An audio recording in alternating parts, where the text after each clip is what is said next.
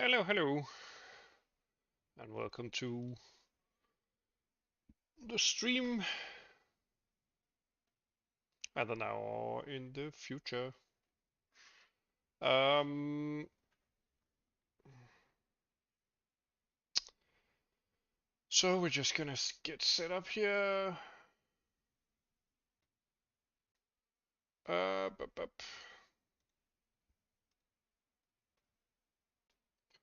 Okay, I think we're almost set up. So I've been working on some stuff for a memory allocator. Uh, in between this stream and the last stream. But we won't be using it right now. Also did some test code here, which we don't need. Okay. So the plan is to be able to do some game logic. What we still need to do is be able to allocate backend descriptors for whatever needs it. I want a more sophisticated allocator eventually, but we could start with a linear allocator. Should eventually be a, what do you call it, red-black tree-based allocator.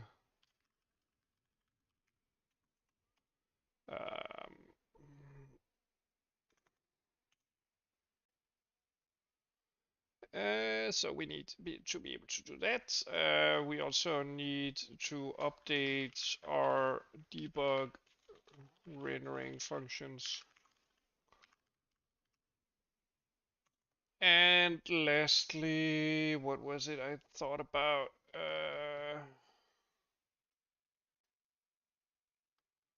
Well, yeah, we're not gonna do a lot more optimizations, I think.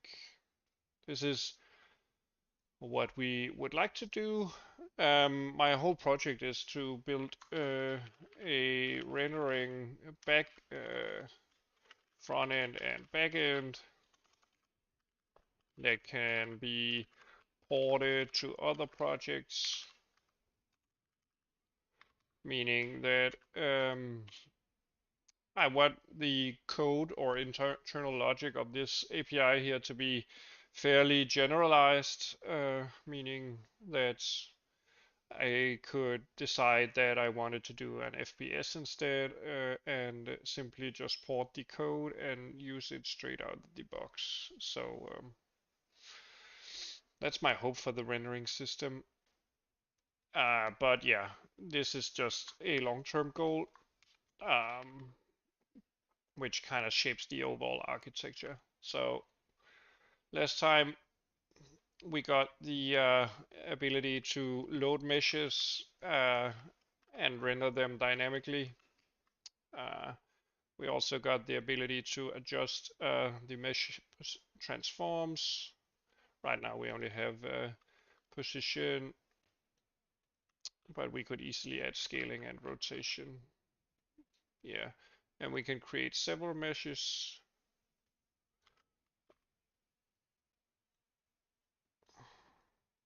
Yeah. So basically it's a few lines of code to load a arbitrary mesh, and then a few lines of code to create a mesh and even swap the meshes between the objects. So the idea is that we want something like some game logic.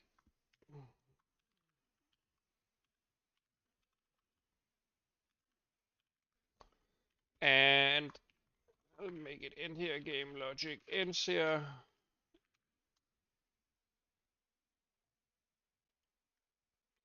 So we want some kind of simulation or whatever.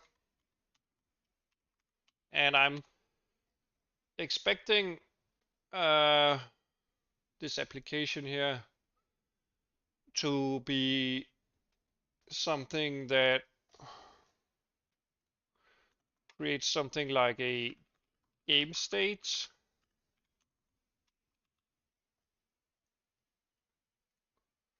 Let's see, game state.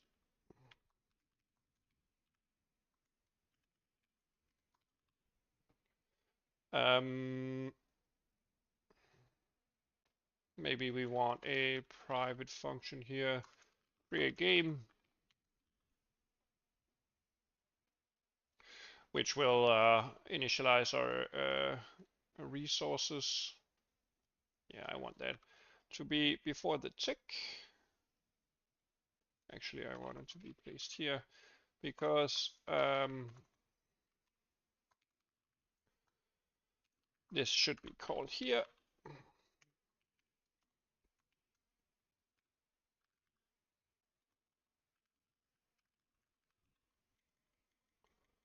So I imagine something like initialize a chessboard, create the game objects for it.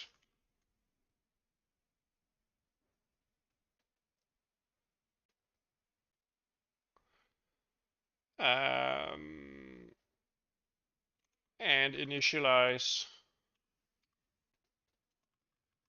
what we need in the game state.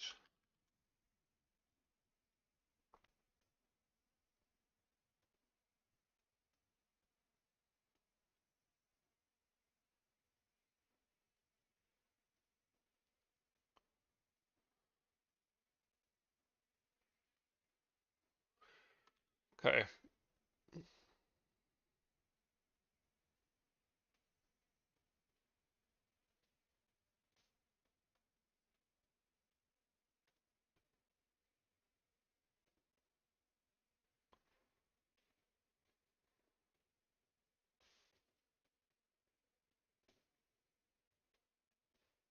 Yeah.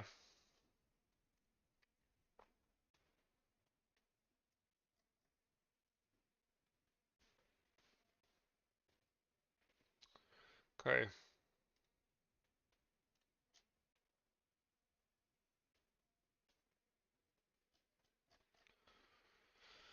So hopefully we will get there today.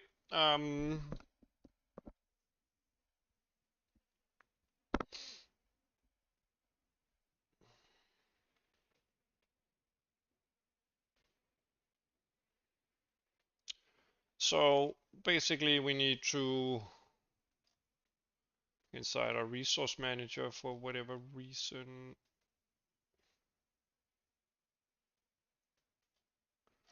I actually think that we're almost at a point where I'll have to decouple the resource manager here.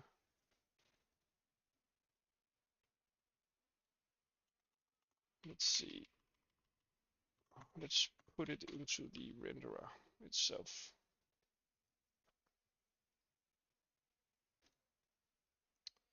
Okay, let's see if ImGUI button creates material. Let's just do this for now.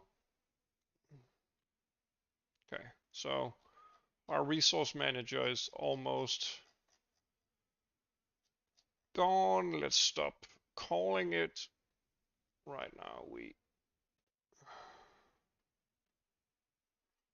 yeah, we should probably do something like we did with the vertex and index buffers. We should create some resizing buffers for visuals. Since the alignment is 64 kilobytes, we should probably create the initial buffers like that. Anyway, okay, we can't deprecate it right now since it's probably still used to initialize our materials. but our tools here still work. Create a material. Okay, so our renderer here, static void create material. Let's just do a argument of a let's see.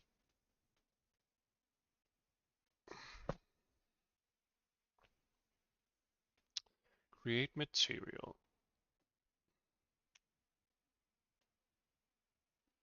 Let's do a material. This is defined in core resource types, and this is rendering types. So let's just do a material. Material, yeah.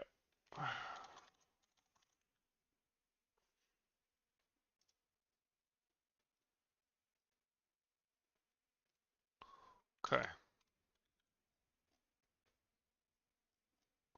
Let's see. Well, it basically contains most of the needed information, so we can simply pass it along to our backend here. So we have a function that takes several materials.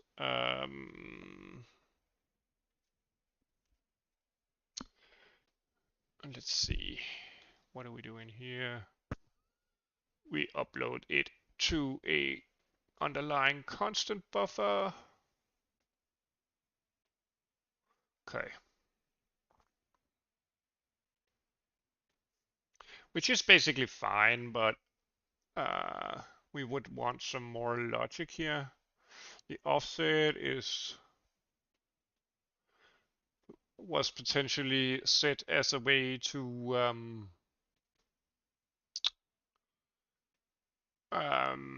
tell the application that we wanted to create whatever materials was after the offset in the specific list. We could do that.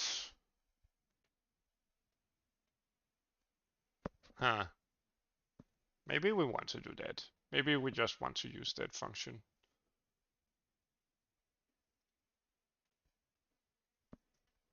Yeah, maybe we just want to do that.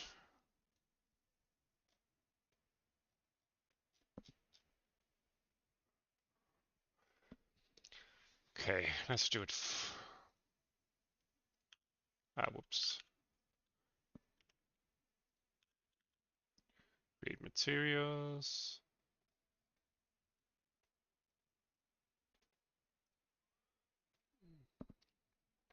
And our renderer will hold a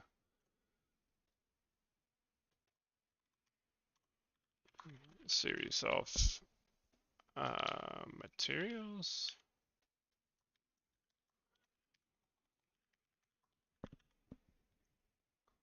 Okay.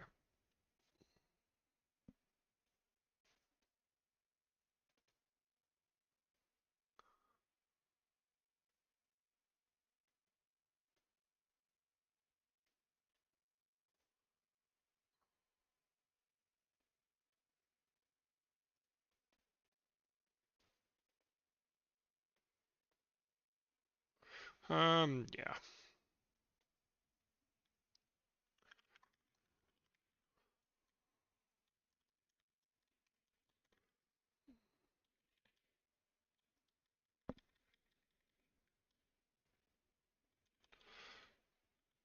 Let's allow the system to create several materials. Let's just do one by one. Okay, I reconsidered. We'll probably create a single one for now. Let's see. Yeah. Okay. And then we'll deprecate this. void create material, and that's a public function.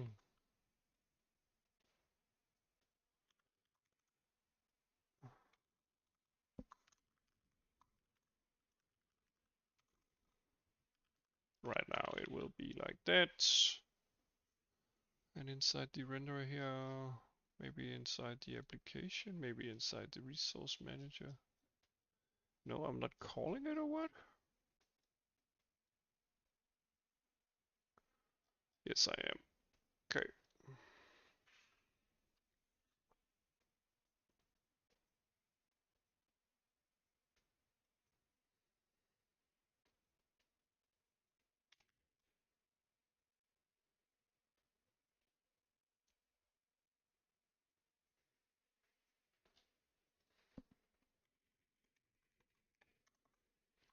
And let's do a call renderer.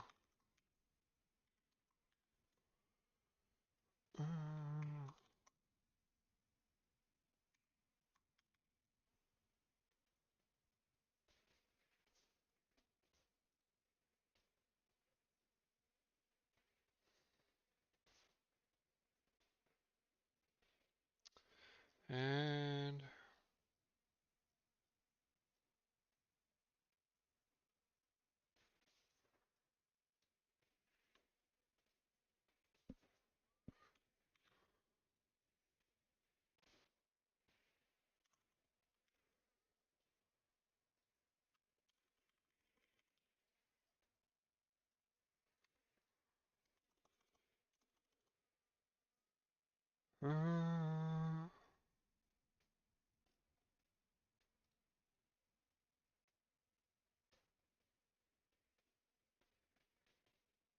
maybe, yeah, I don't think this is right, actually.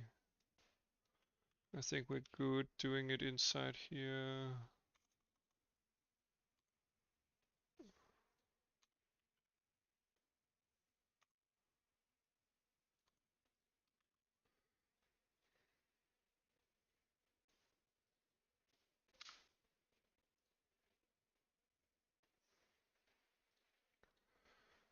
Okay, let's remove this function here.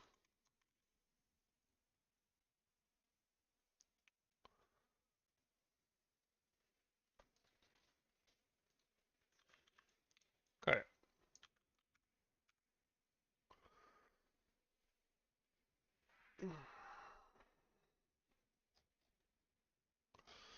Okay, so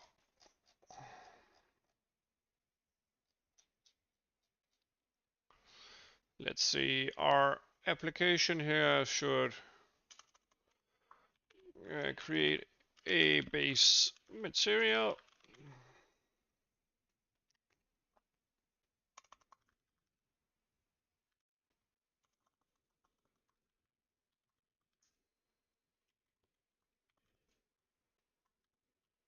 Whoops. Create a material here.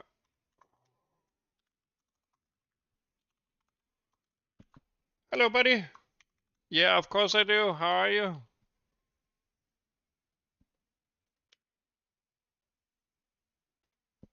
How are you, my Pakistani friend?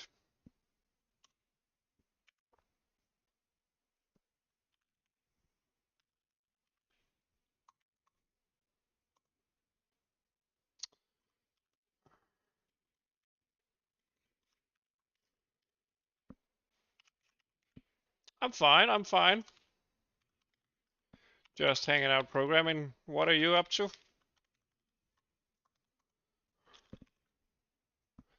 Oh, that sounds nice. Have you started any project then?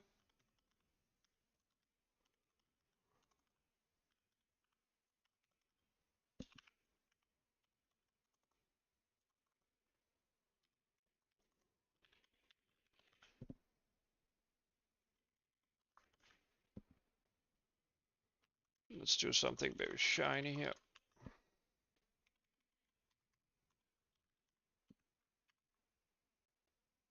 Oh, okay. What are you going to do when whenever you get upgraded to Windows 10? Sure thing, buddy. I'll try.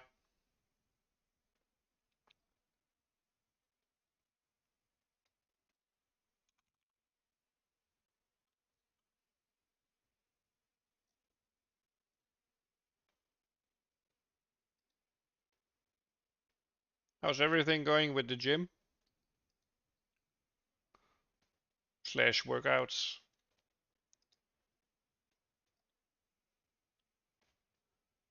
Yeah, that sounds fine. First learn Python, then learn C.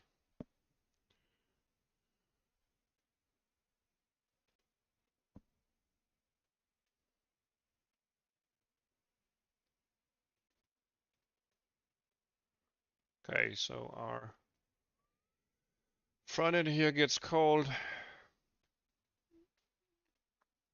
and we should do a Directx12 renderer backend call. A beta? I know a beta for linear algebra. I'm not very proficient in it. Why? Let's just pass it along right now.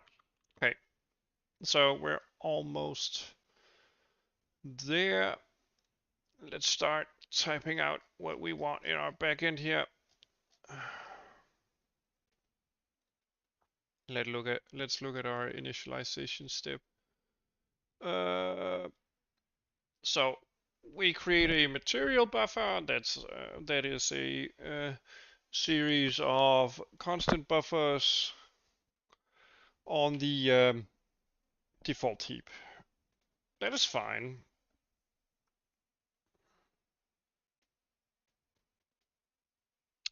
But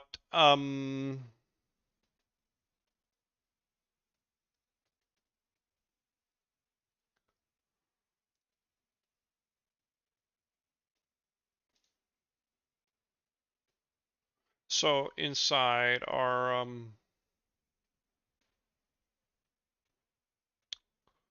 thingy here, we actually know that our constant buffers will have a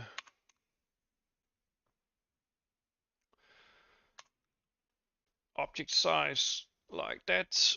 Okay, I think we want a linear allocator here.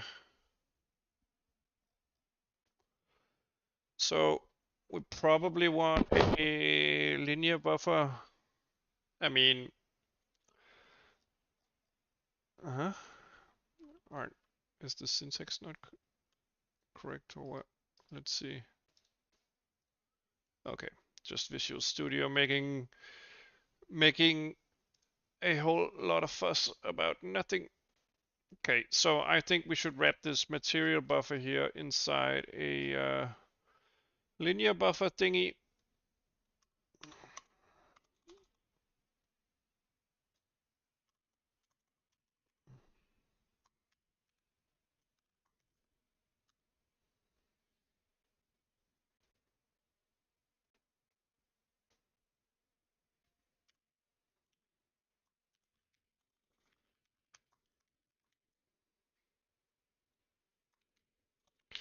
Okay, and let's see.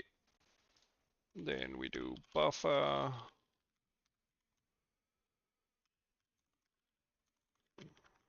Do we need to initialize the underlying value here? Right here, no, it's always 0. Okay.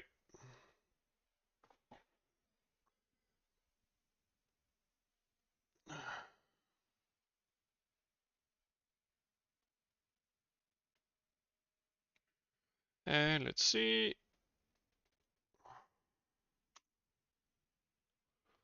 uint64. Material constant buffer size. And let's do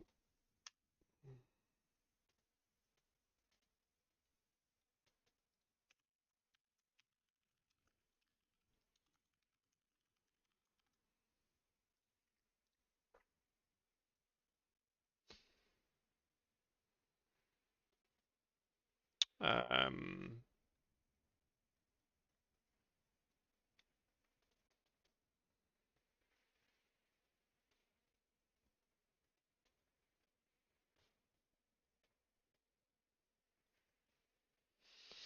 okay, so let's do something like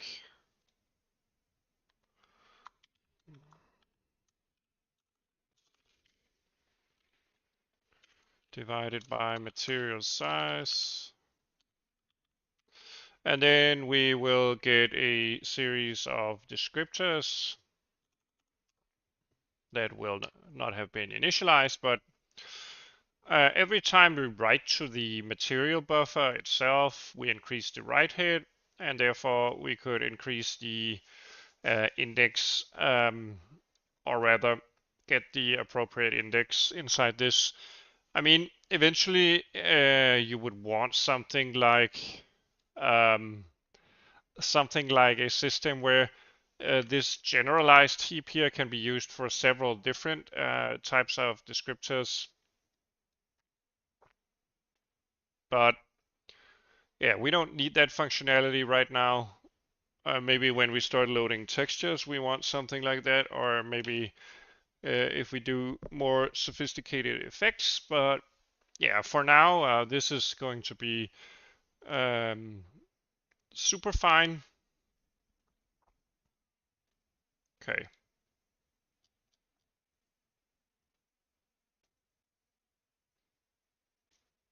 Did I even disable this? I did, didn't I? I mean, draw, release, end frame, flush.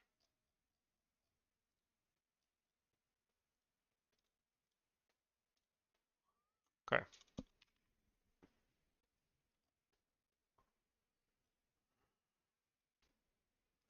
Let's see. In order to be able to create a buffer, we need to calculate this.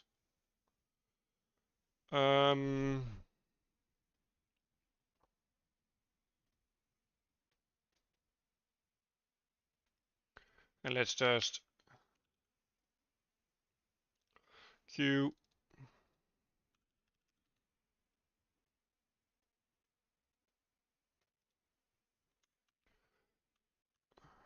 Let's see, material buffer here.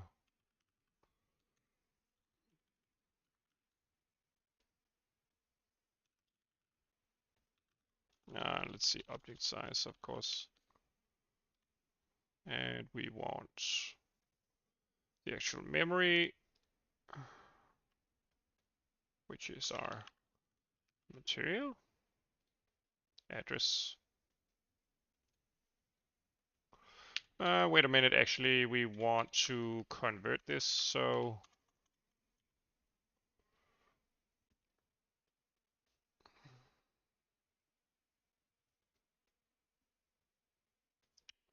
we could do some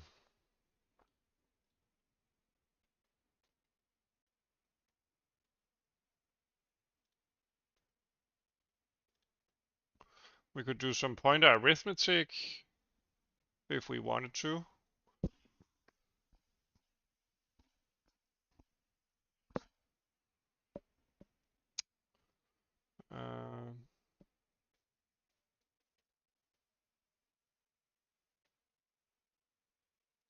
Okay, let's do that instead. So material, I think, let's see, material properties, diffuse, Fresnel roughness, float 4, float 3, float. It's not aligned or padded or anything. I think it should be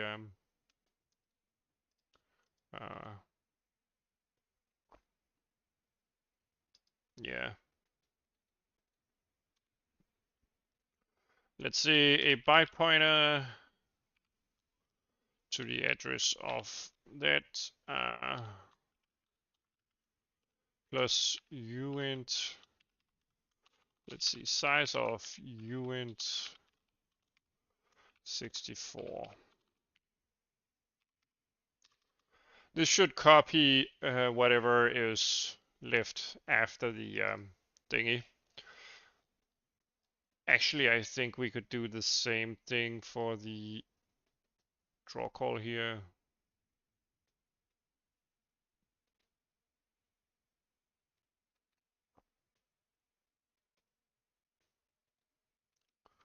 I mean, draw packet.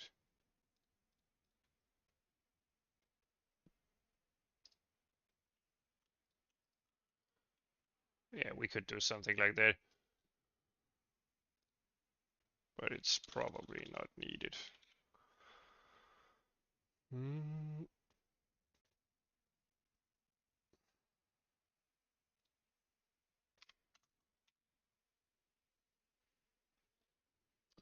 Okay, and let's create a description.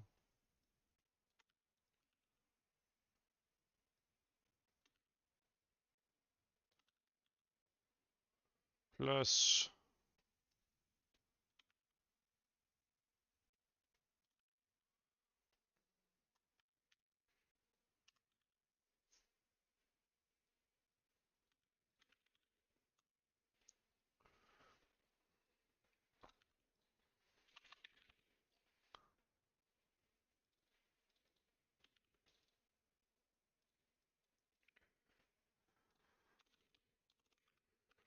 okay. And this should be fine.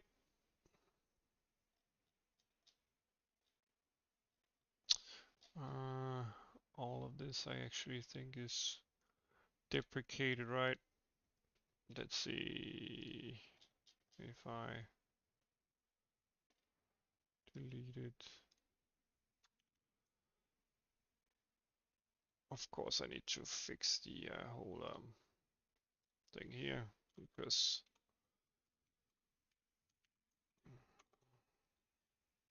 it's not used anymore. But I think we should be good, right? Let's see, maybe we have an error somewhere. No.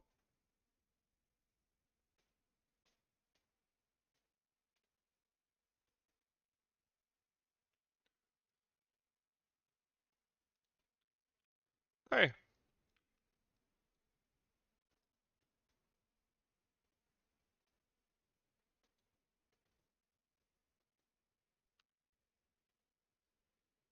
Let's see what's the error message.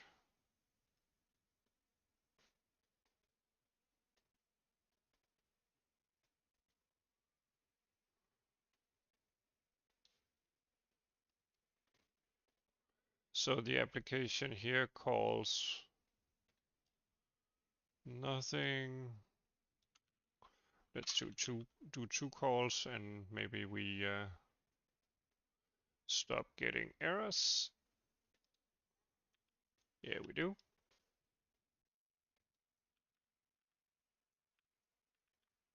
A very shiny paw. Okay. So basically it expects two materials. Okay. Let's see. Let's do a green and then a blue.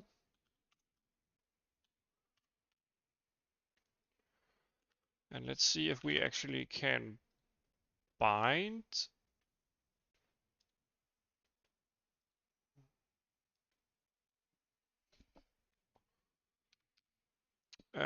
inside our render area.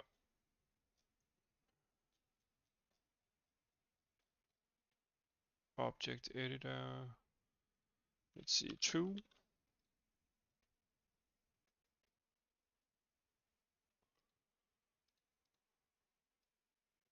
Yeah, it actually works, even though it's not per se bound inside the root signature. Okay. Let's see, and our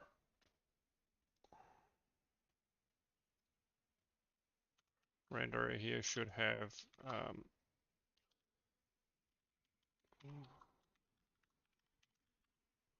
whoops. Okay.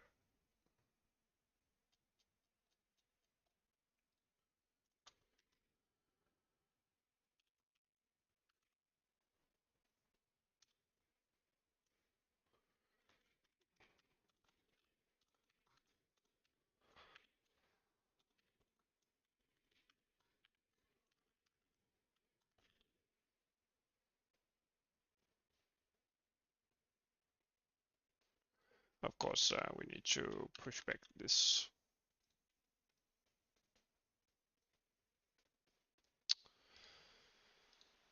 Let's see. Okay, so we actually basically also create a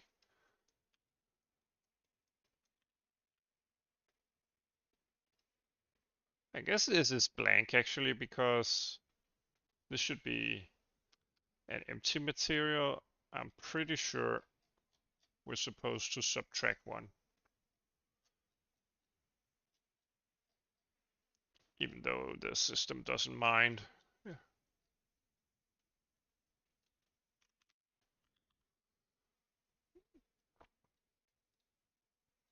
Okay, so now we can simply ask our renderer to create whatever material information we want.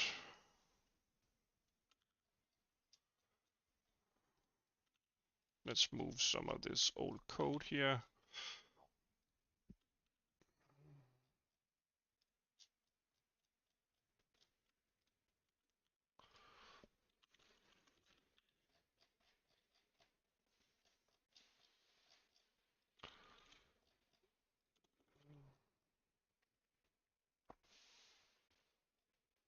Okay, so that's basically let's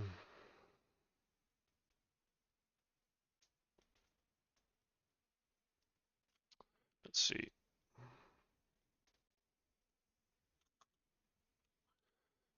Created buffers and descriptors for,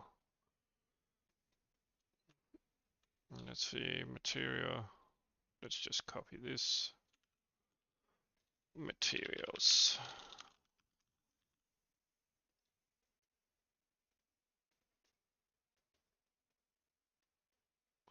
Let's see how many, 256 materials. Okay.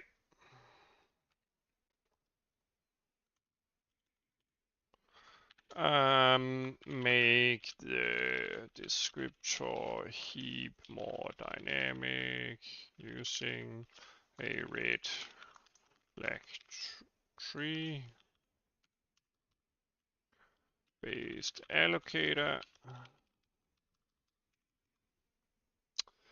Okay, so the last thing we kind of want to do before we start doing some game coding.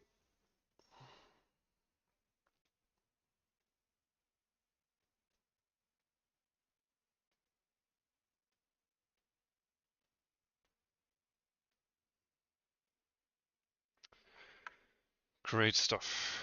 So right now we have a draw function here where we upload our information.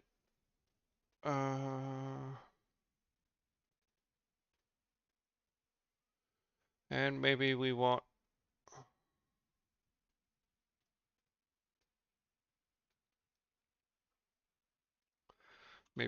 something like static draw, void draw, blah blah blah. Okay, maybe we submit to our renderer and actually call draw here.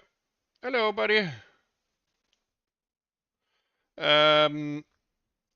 I think that we will start out by creating some basic components like ordinary chess. For my idea was to create a chessboard and then maybe a pawn and implement some of the logic uh, in terms of taking turns and handling the pawn. So that's the basic idea. But I think we'll play around with the actual game loop and whatever the game is supposed to be.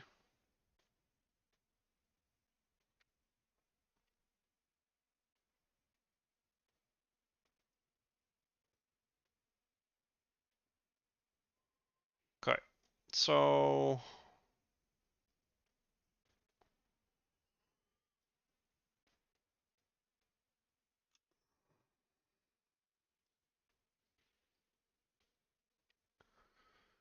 Yeah, I also thought about moving this whole thing here because it's basically more like a update draw data here.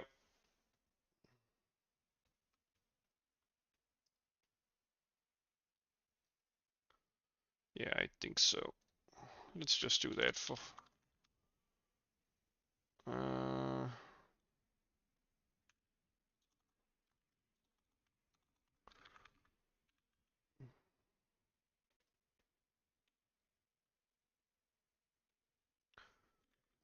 let's see.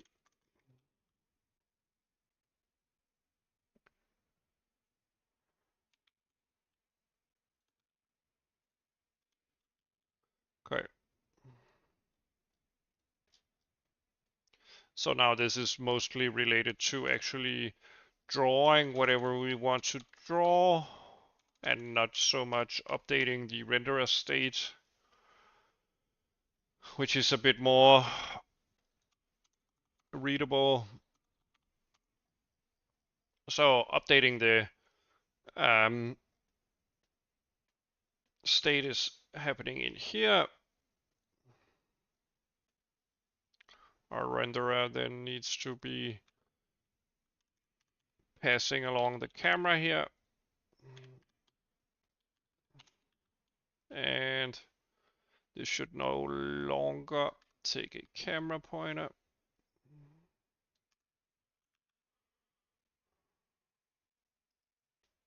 Okay. Everything should still work. Let's see, application, it's all handled through the API anyway, right? Here we go. Okay. So the next thing is that we want to re-implement the debug rendering function so we can actually draw our collision detection units to our screen. We want to be able to toggle it. I immediately realized that we could actually still have a static function here, draw debug,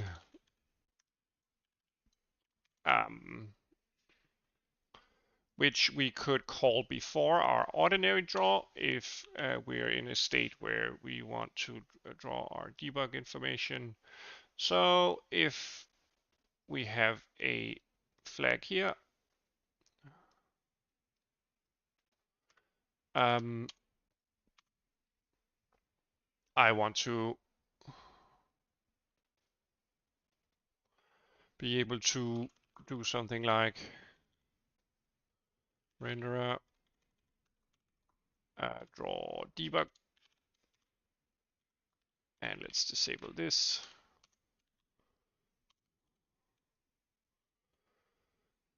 I simply want to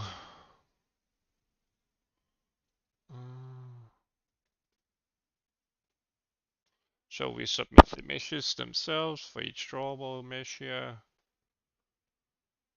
And do we ever set the drawable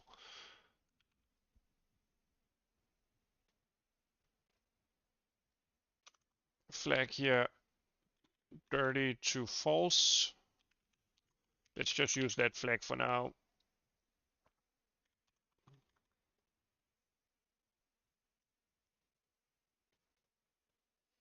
Let's see. Our mesh here has a bounding volume. Our renderer stores the mesh and its bounding volume in this structure here. We don't have separate bounding volumes. Right now, we don't want any separate bounding volumes, but we could add some stuff in terms of that. Okay, so we will basically do like this. And then if drawable dirty, we do some stuff.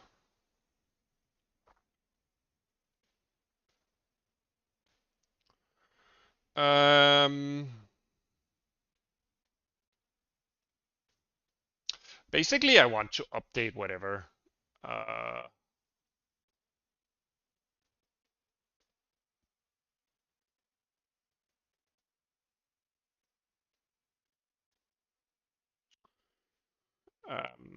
So the idea is that whenever our object states change, either the object moves or the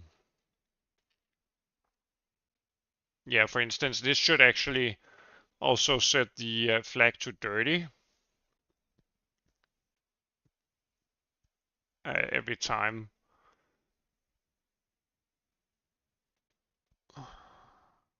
Yeah.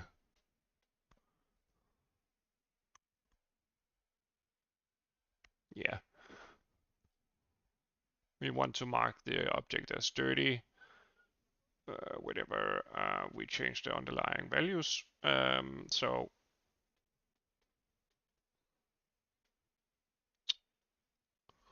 yeah, this update would happen.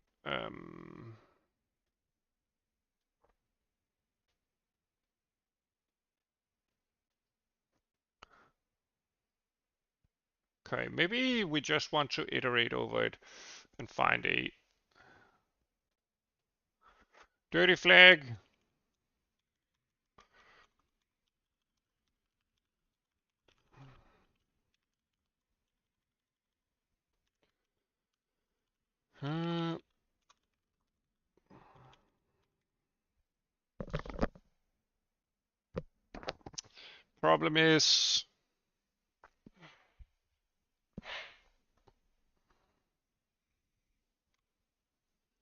Uh, problem is that we would probably need to flush the buffer.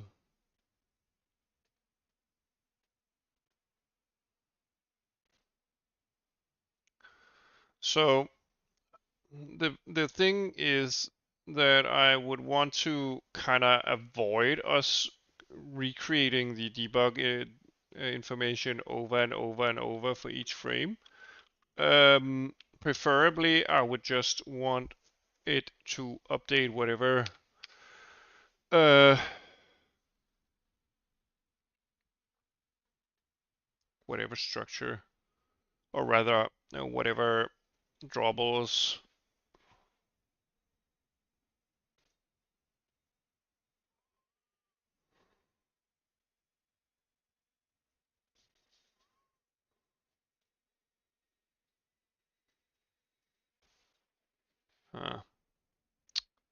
Okay, so how do we do that? Try not to spend too much time copying data that is already in the buffer um, over to the GPU.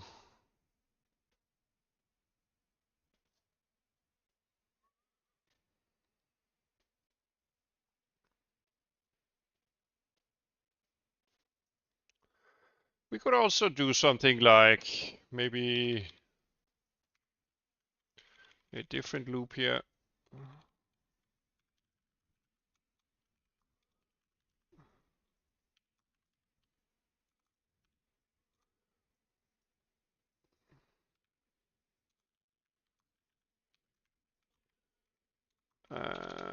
Yeah, we could do something like that, where we simply, if the index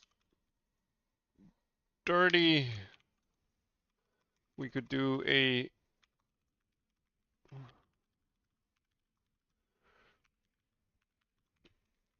list of indices that is dirty.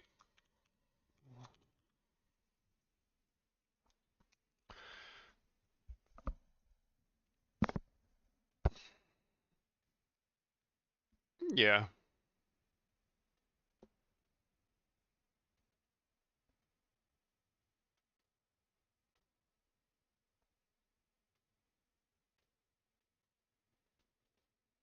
Yeah, we might as well update whatever buffer underlies this whole thing, no matter what happens. I thought to myself, well, if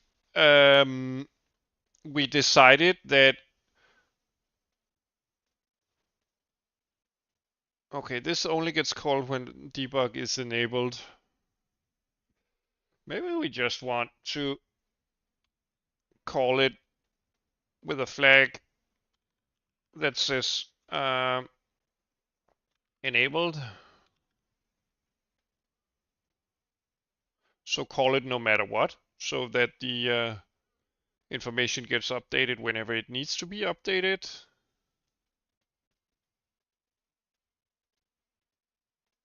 Nah, that's wasteful.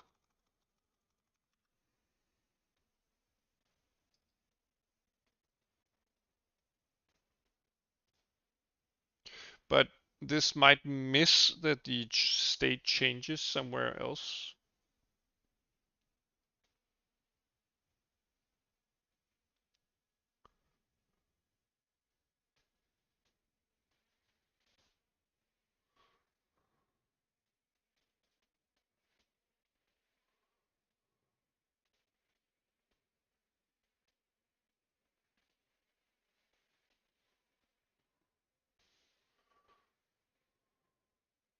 We could also just check whether the frame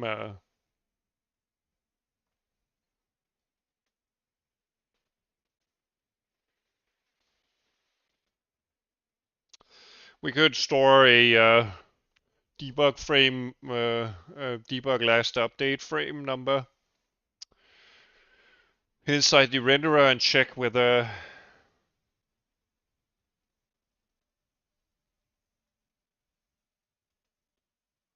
debug had been enabled or disabled for several frames, and then force a kind of like flush of the buffer if the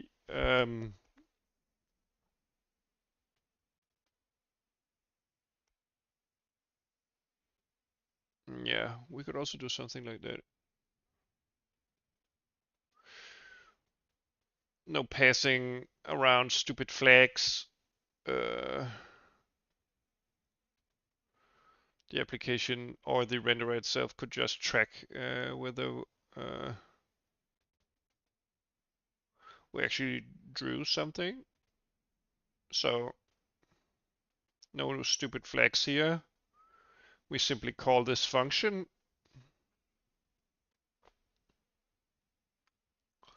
and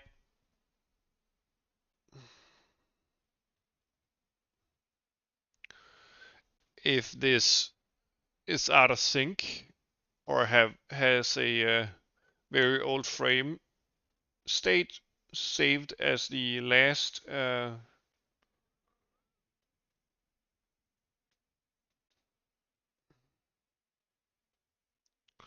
let's see,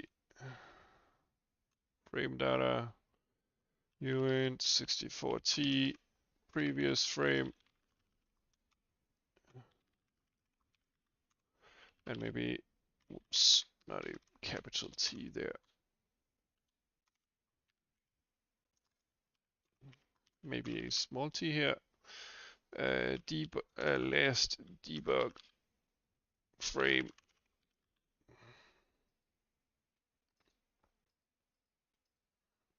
Okay.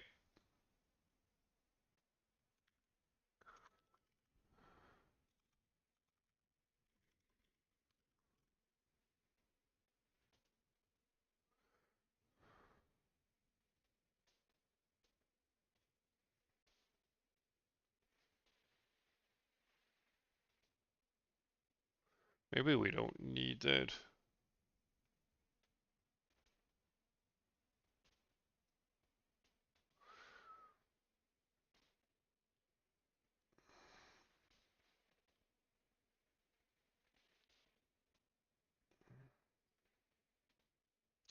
We could also do something like,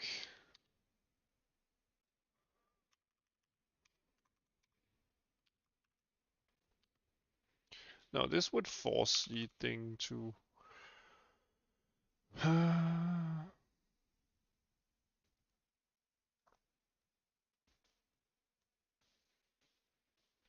yeah, maybe we want,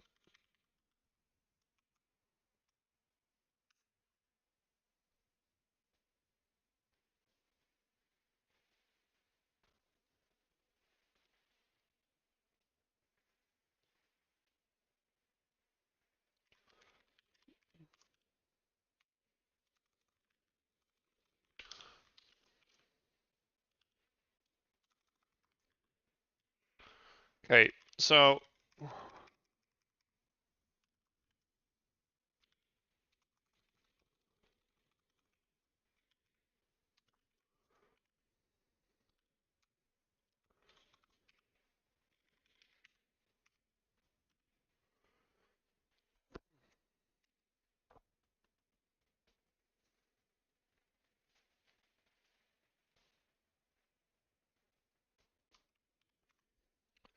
And let's do something like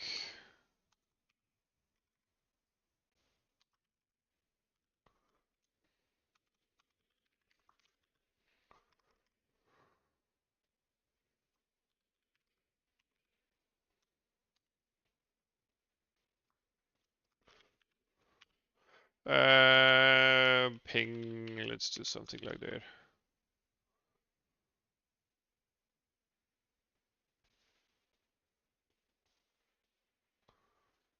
Ping, ping, ping, ping, ping. If we disable it, no ping. Enable it, ping again.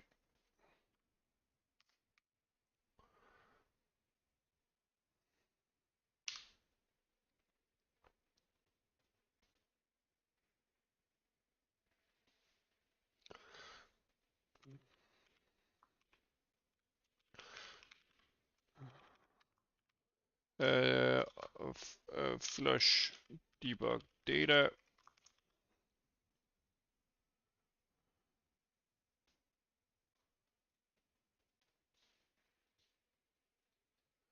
Okay, so every time we enable it again, after a while, we will have to flush the debug data.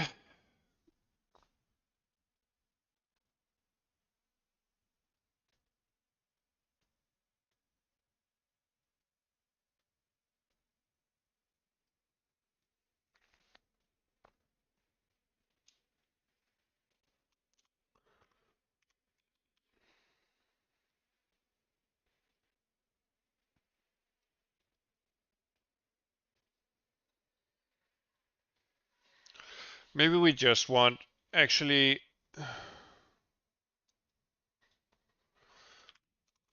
something like this, true and then break, or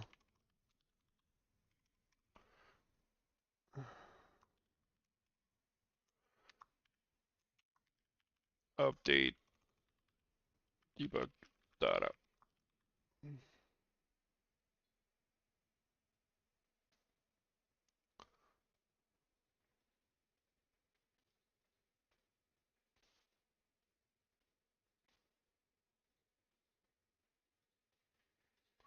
Update debug data.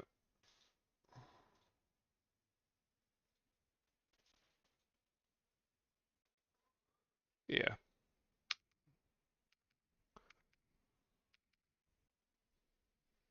So we do have a kind of like thing here that underscores whenever some object information changes. We need to flush the debug data.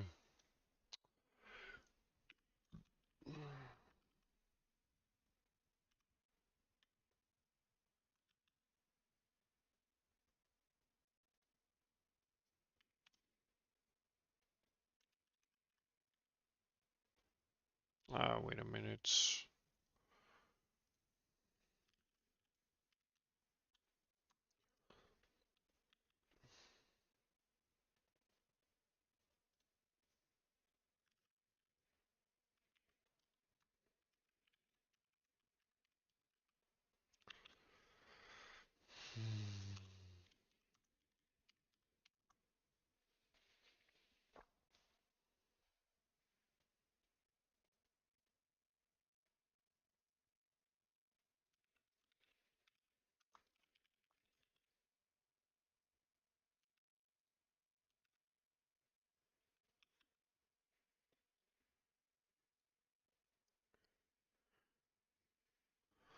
Okay, let's see.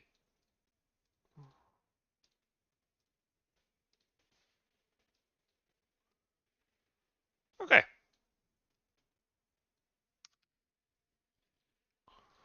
Great stuff.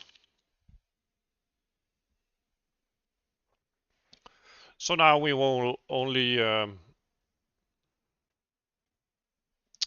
update the debug data whenever the objects themselves change or when they're created.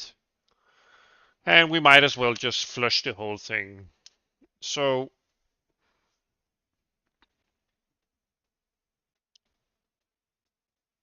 I mean, it could be better optimized, but well,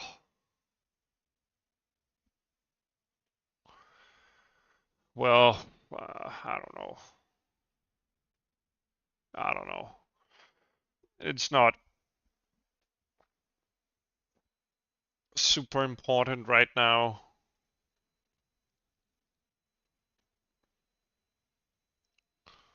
Okay, let's see.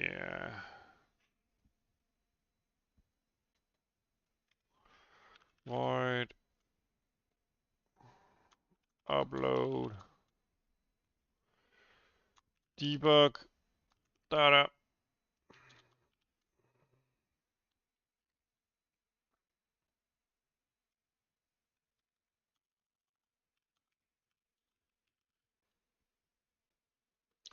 Well, what about toggling it on and off? Huh.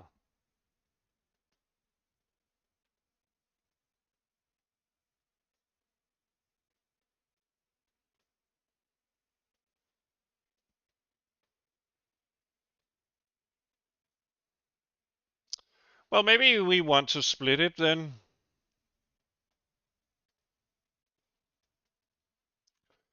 Let's see, create, update, debug.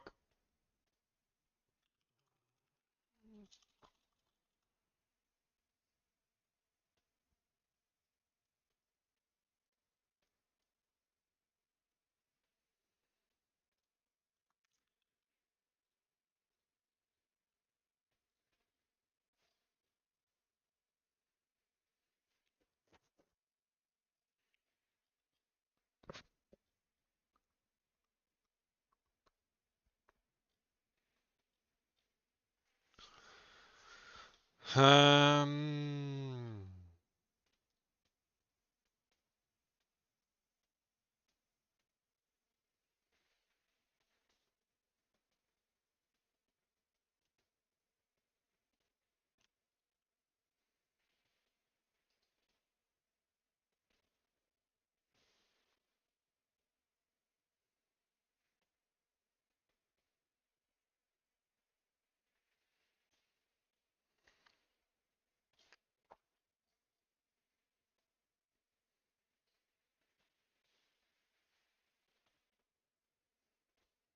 okay, this is the actual draw itself. Maybe I just want to reuse that render debug here.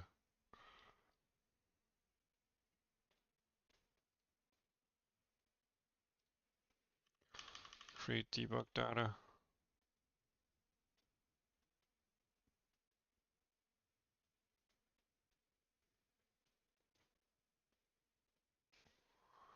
I mean, the primitives themselves.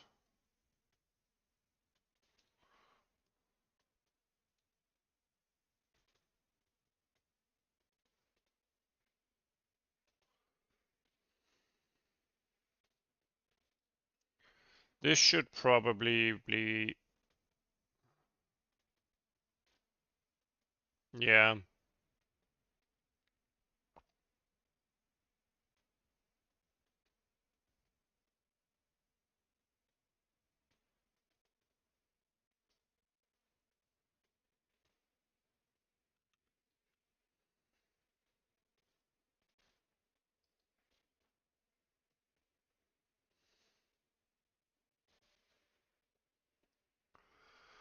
Okay, so we basically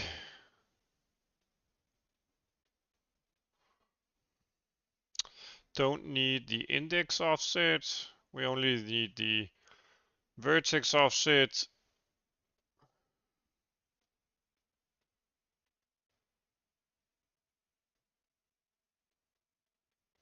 and the index count. Okay.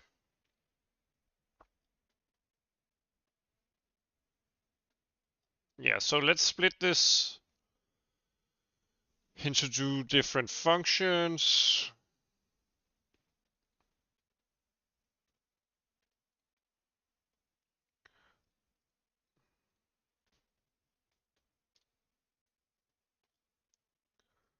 So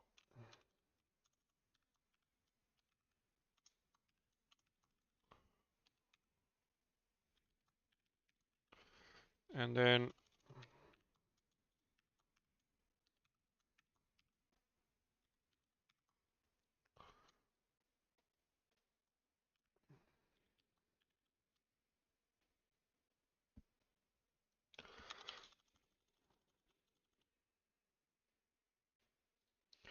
okay, we will call it that again. It's a better name. And this will be renamed, instead of render debug, upload debug data. And we will pass it in here.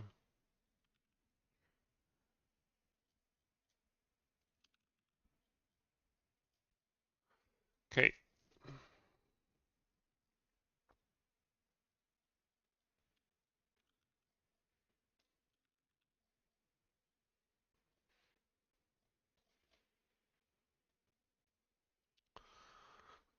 This should be handled in here.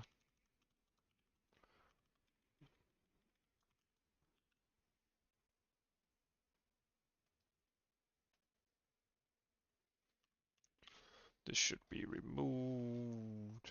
This is the initialization step. We don't need that. We don't need that.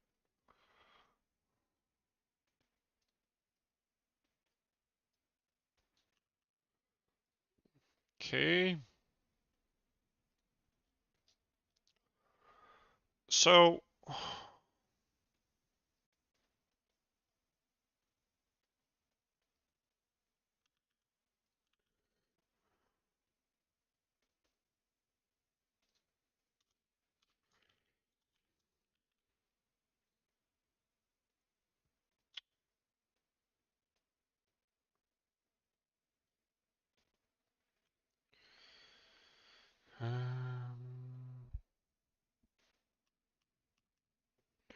offset vertex. Let's see.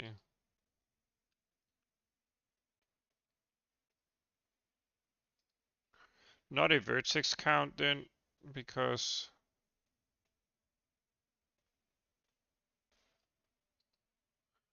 let's do a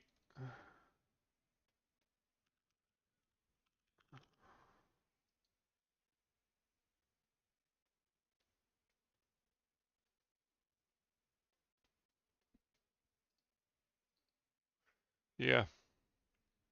That's what we need, since the indices are already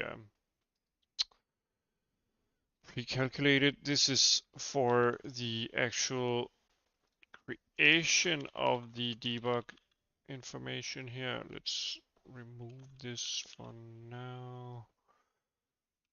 Let's create that and also move that. So what we want is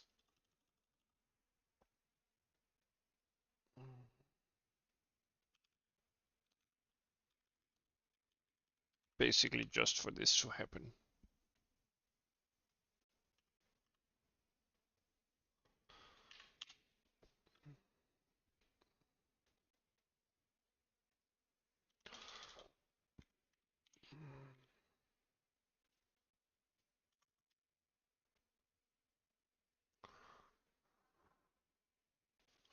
Maybe this should be renamed prepare debug draw.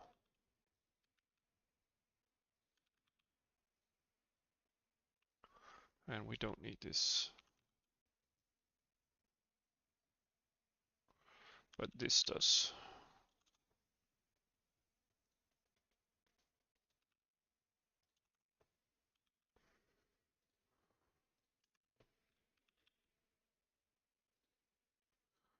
Okay.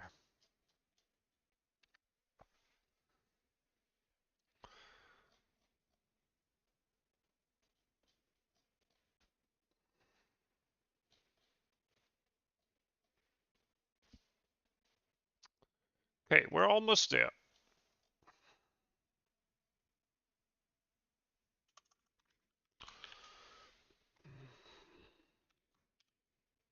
And let's move these thingies here into something like this.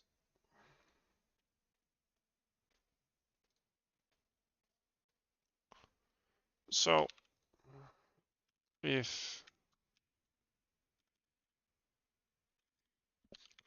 the buffer size here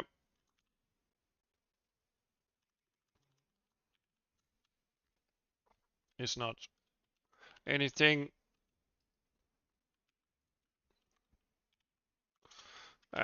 we need to init the buffer.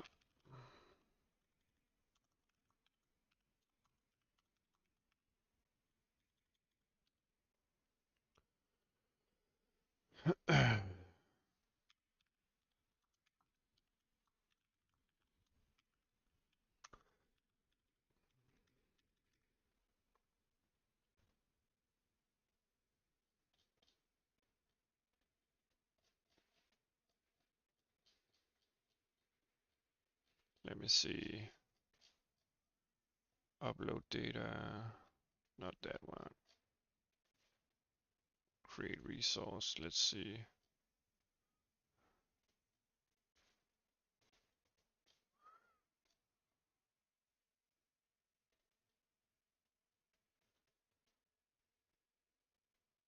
Okay, we simply have an else.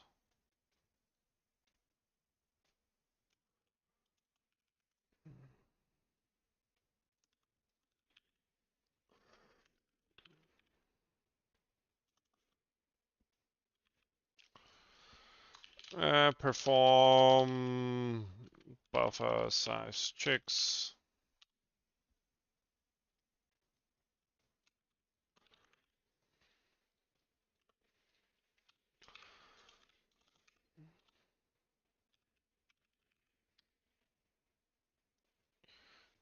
Let's see, kilobyte 64.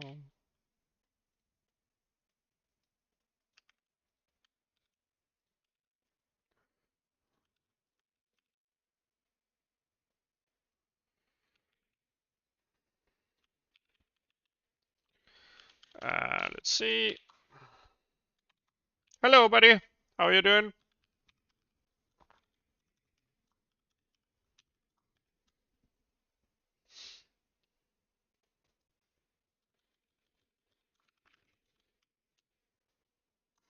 So let's see.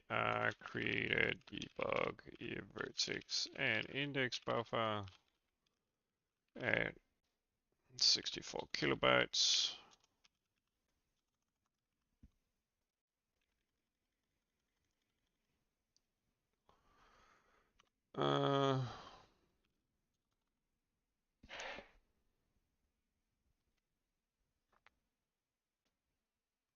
Let's see if the M line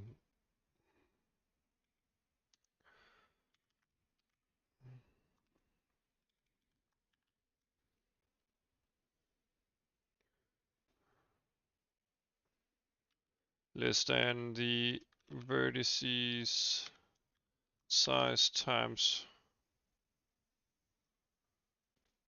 size of vertex line.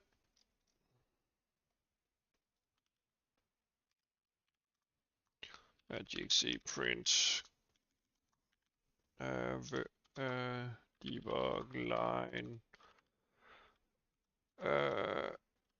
vertex buffer overflow. It won't happen anytime soon, I suspect, but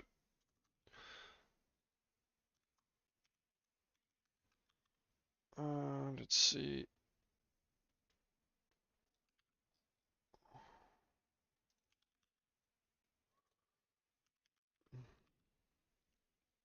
Yeah, we will get the stuff here.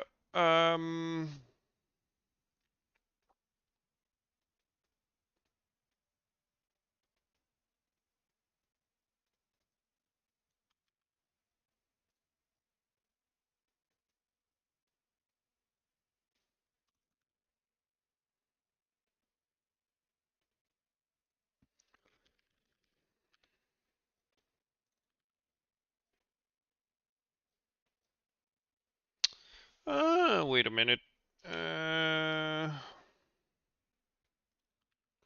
This should actually be a vector of vertex lines.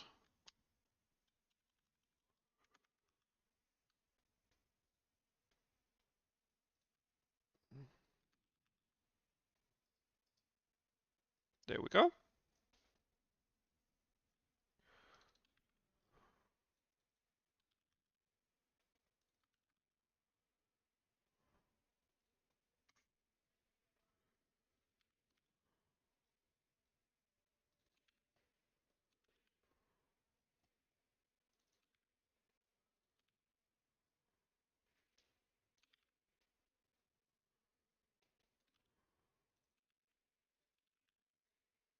Okay, so basically we create the mem copy here.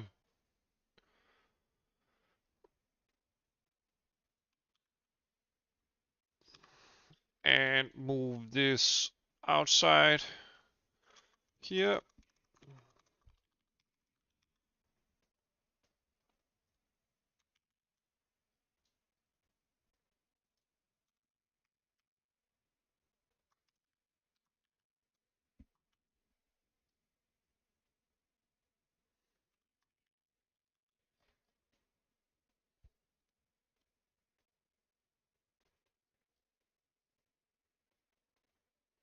Huh.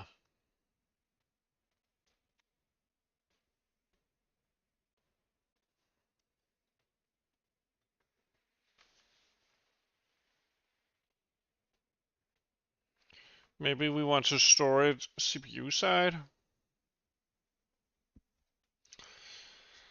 At least for now.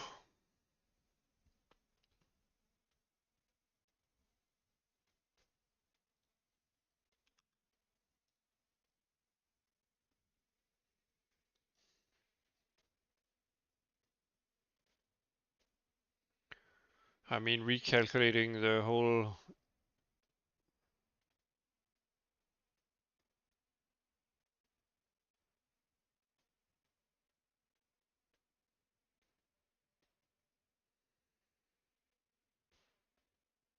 Okay, we could probably combine some stuff here for optimization down the road. So right now, the setup is that we create the debug data here. We pass in the vertices and indices. First time we create it. And then we should draw it, of course. Okay.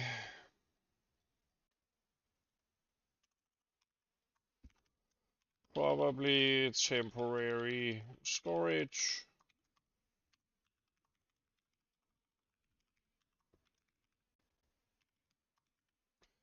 Debug packets.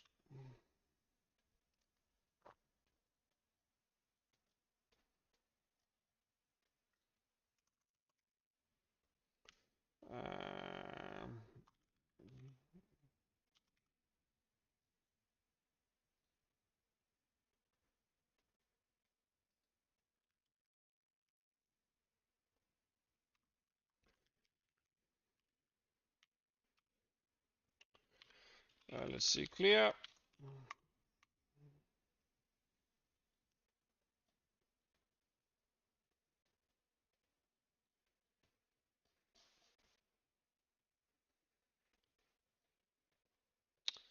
Also inside our resource manager here, check was disabled, create debug visuals. We have all this stuff here.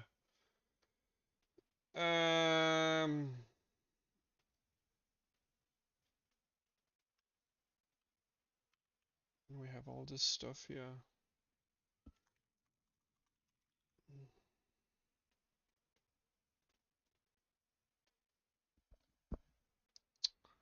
Let's see, let's do vertices and indices here.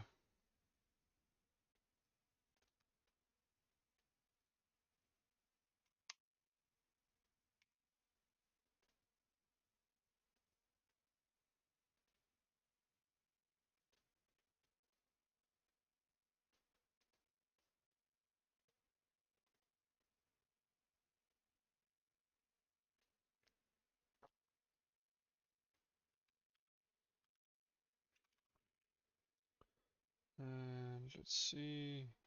We want to pass along vertex count, and we need to pass that along. So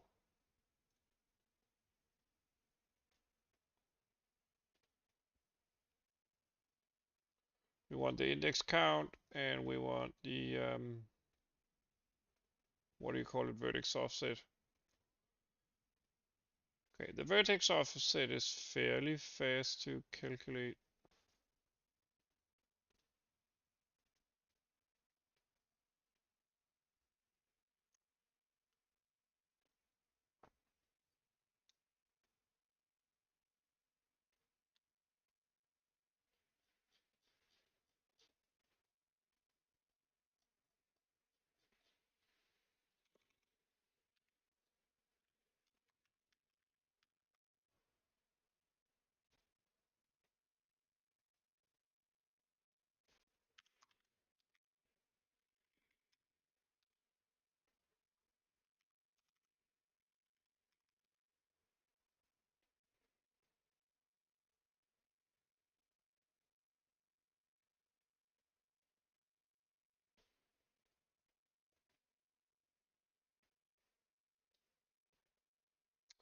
Oh, okay. That's because it's the wrong type.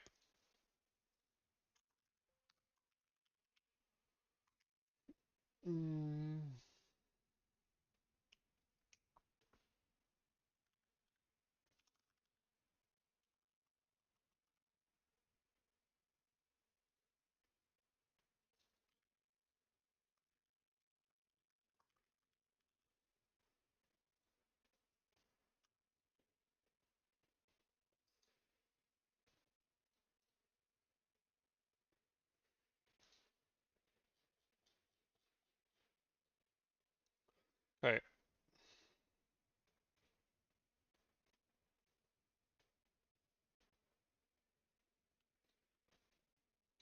We basically don't need the thingy.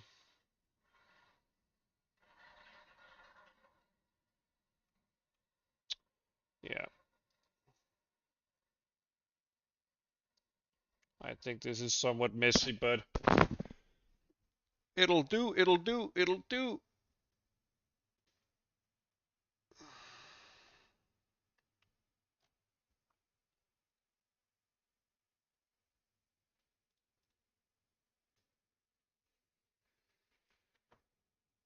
Okay, so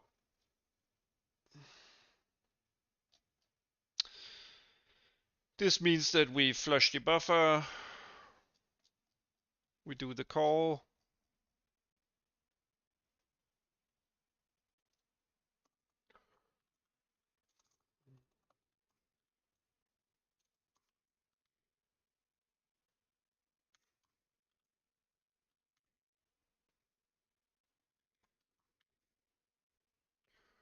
vertices, indices.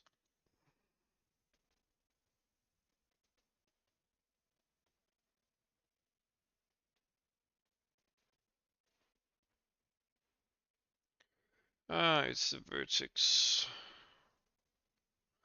line stuff.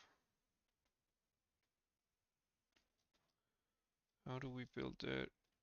We build that here. Okay.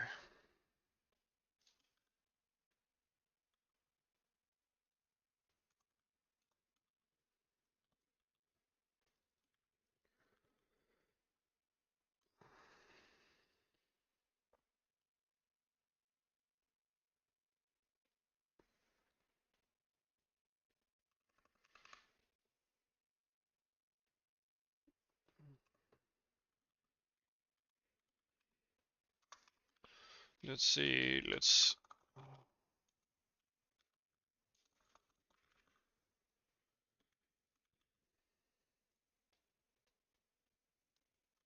okay, so we want to upload the compiled vertex lines, And we simply want to pass along the debug primitives to each draw call. We store each debug primitive from frame to frame. It's not a lot of data.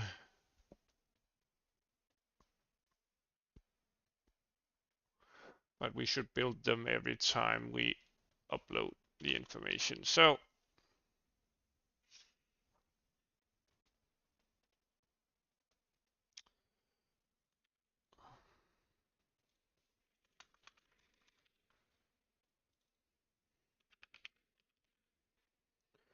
okay, so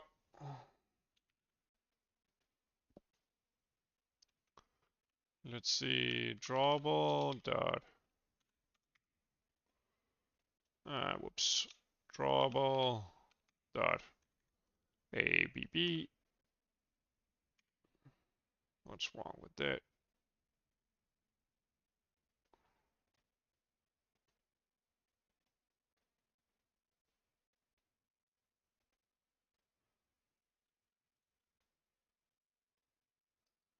Oh, wait a minute. Okay, so we need to look up the mesh itself. Okay, so instead we do meshes drawable dot mesh dot, there we go. So that's the thing.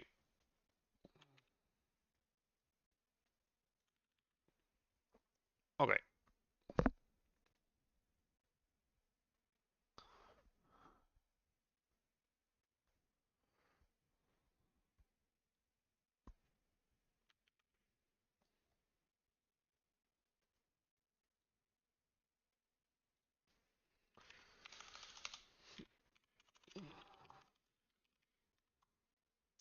Flow, XM flow 3 temp.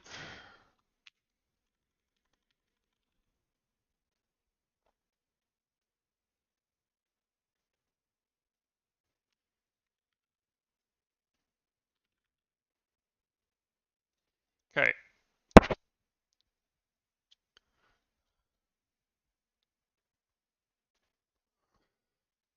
Let's see, indices, we will do like this.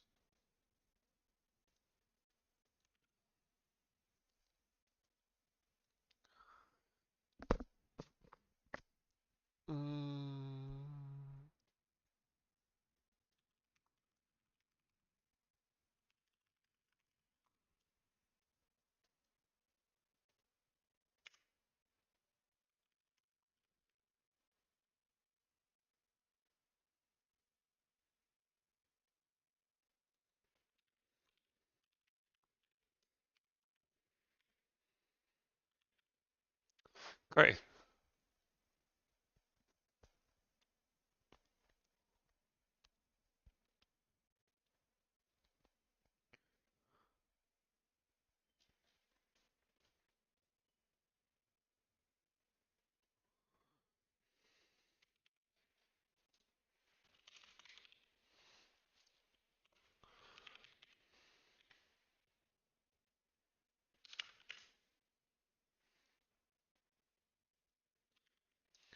Okay.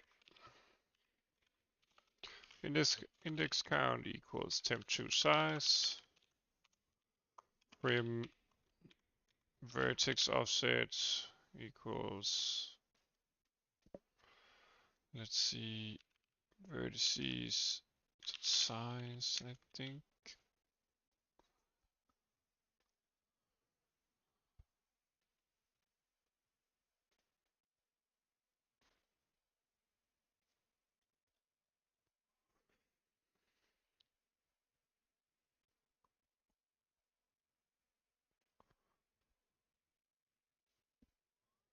And then for auto,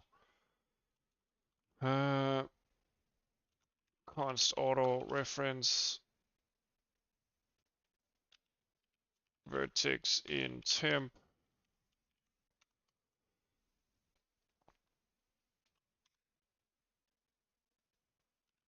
Let's do vertices. First vertex line. This is a bit messy. I want to redo it eventually. But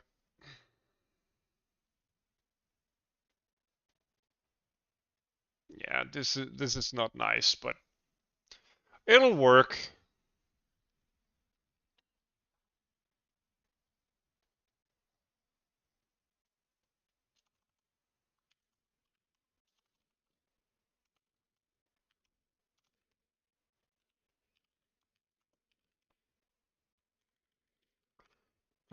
Position.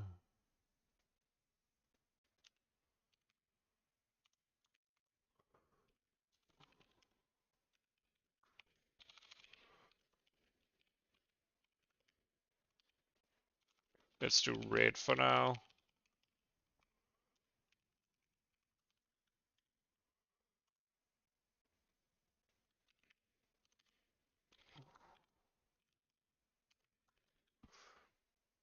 Okay. So we add both the indices and vertices, and we do it all over.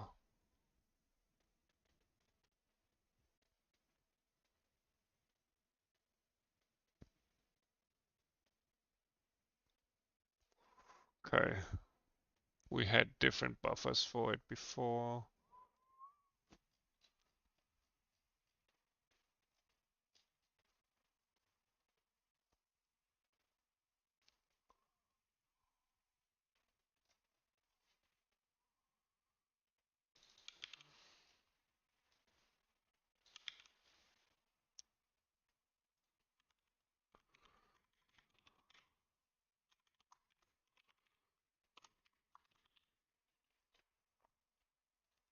Okay, let's see. Maybe this works if it compiles.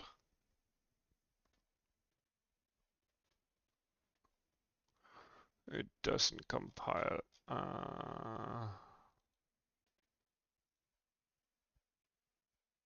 Let's see, buffer.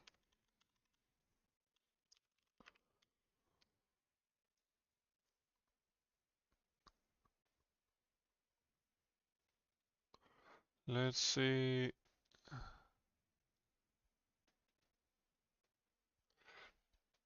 Okay, let's not do that.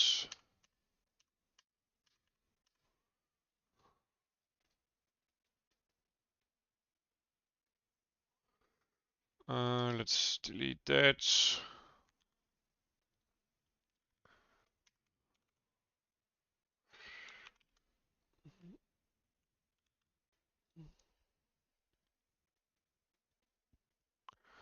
Okay.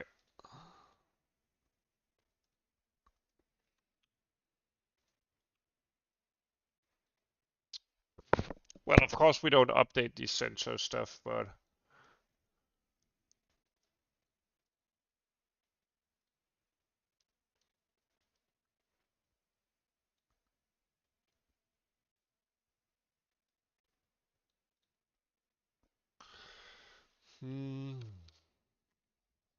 so why doesn't it? Well, doesn't recalculate the bounding volume, but let's see.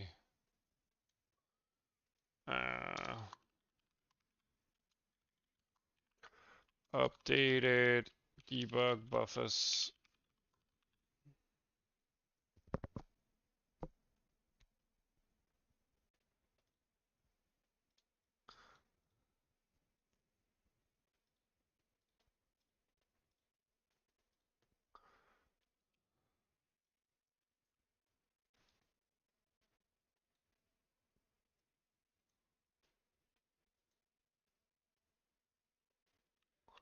Okay, it seems like more of an issue in terms of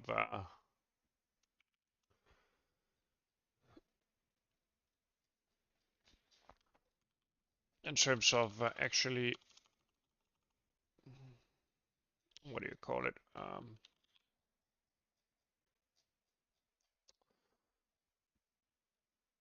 it's more an issue of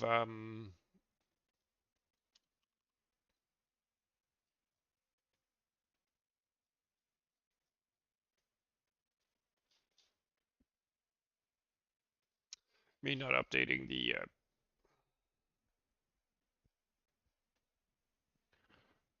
transform.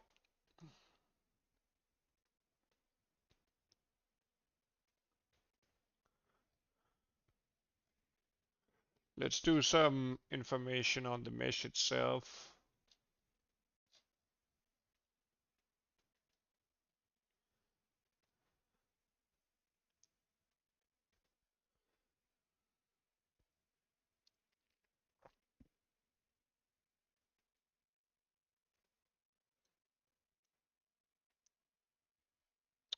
Maybe we want to store the origin.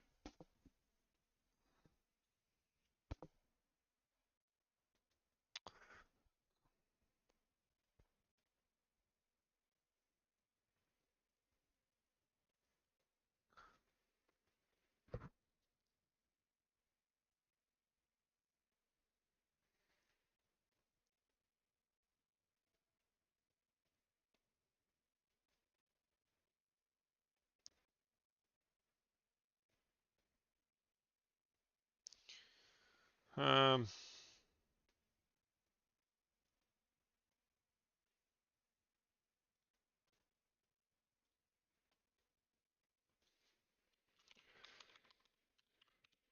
yeah.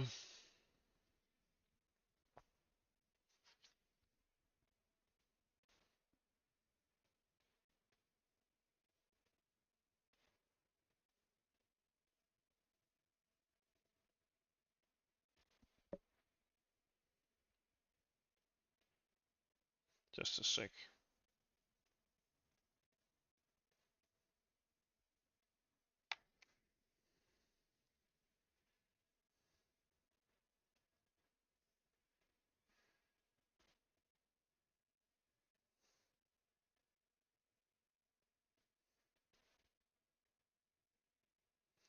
Yeah, so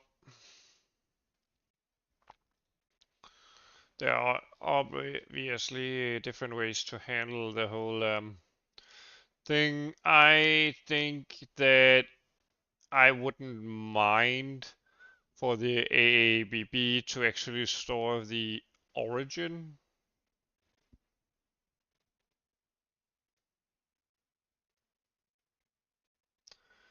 Um, yeah,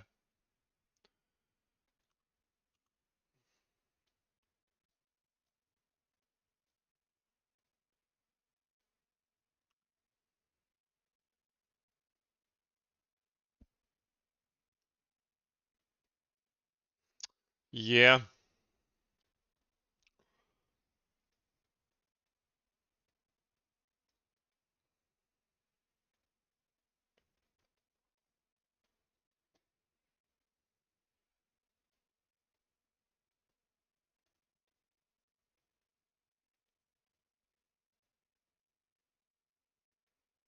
Or maybe just the drawable mesh has its own origin here.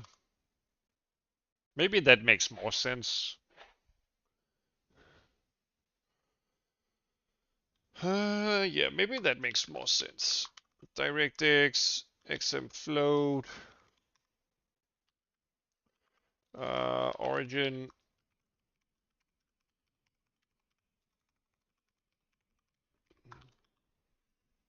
Yeah, maybe that makes more sense. Okay, so when the renderer here,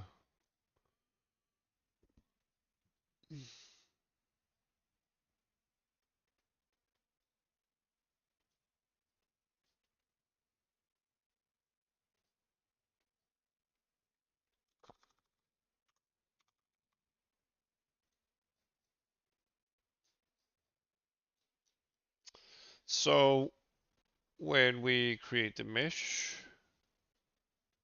we calculate the AABBs.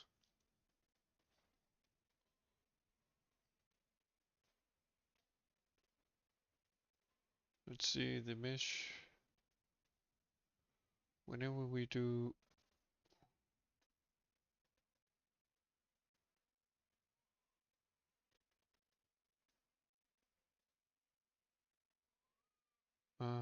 okay, after that we do temp mesh origin equals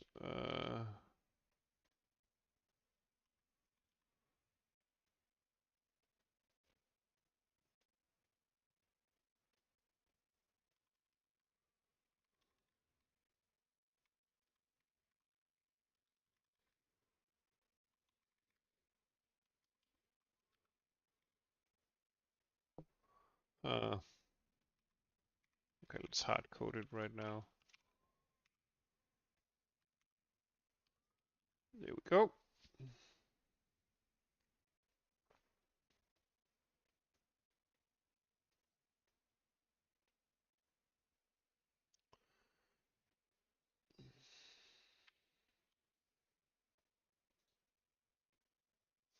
Let's see, do we even use this class anymore? No, it's just deprecated. So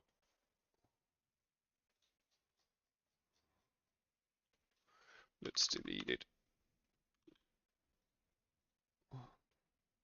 Goodbye, resource manager. We don't need you right now.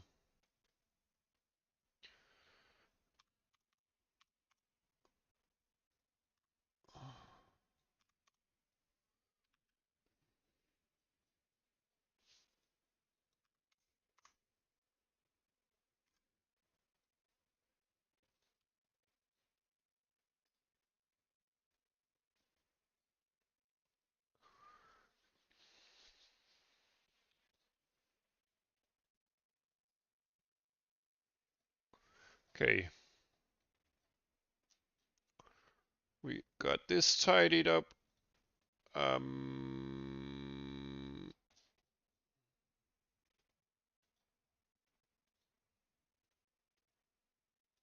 Let's see. Create drawable mesh. There we go. Let's just do the mesh here. Probably won't matter.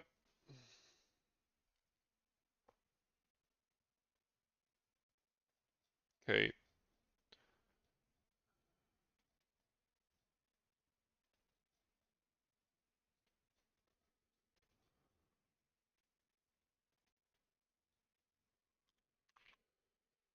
So whenever we move it, we want to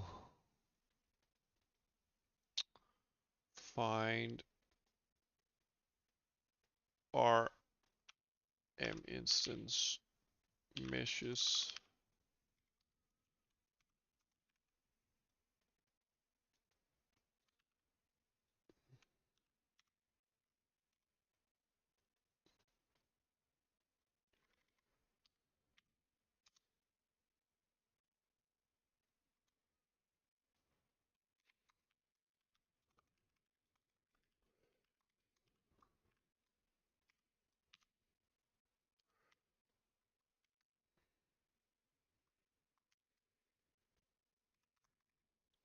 Let's create the matrix.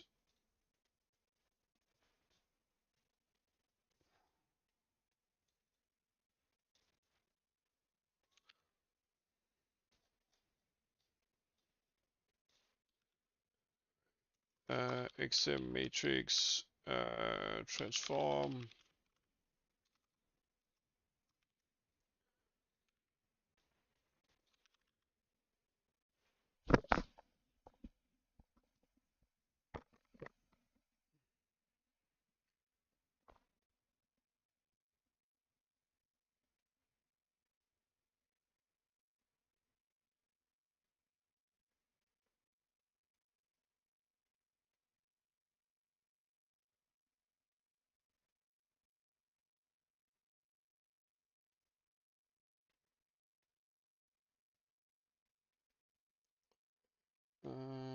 Let's see.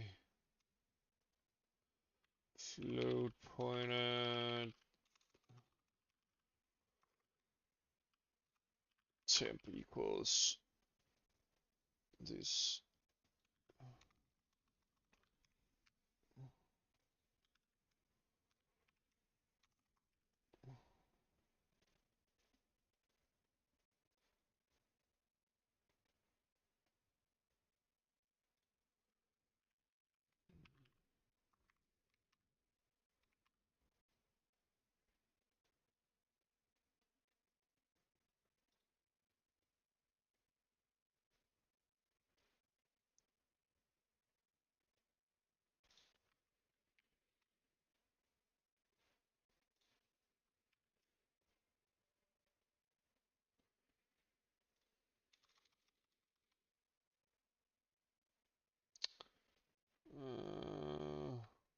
Okay, can't do it like that.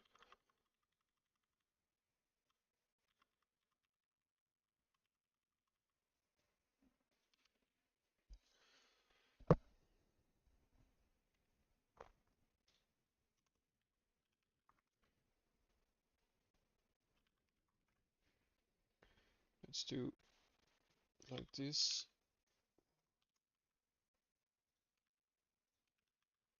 and then we do temp.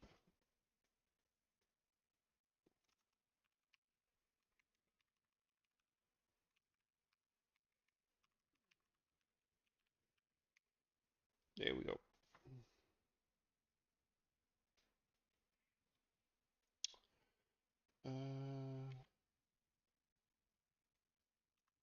XM store float.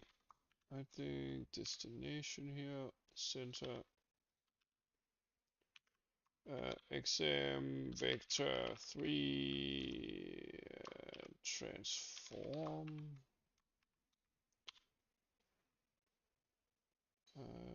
Transform is the vector matrix itself, rather XM load float.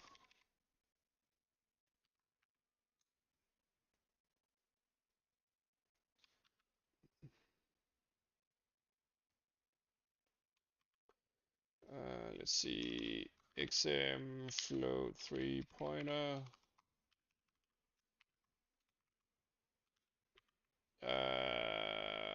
Origin. Oh no. ABB center.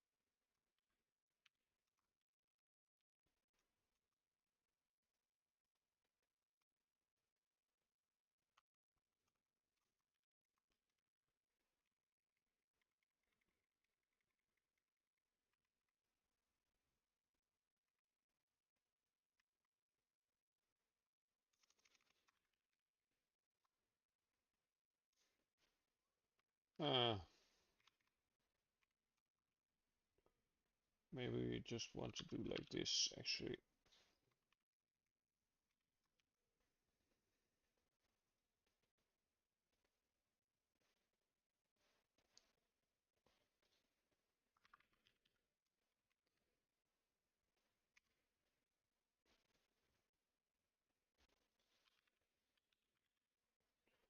There we go.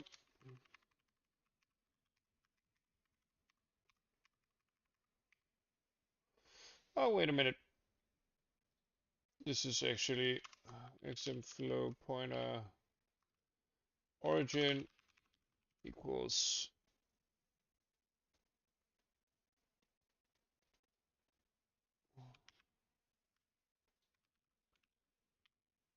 origin.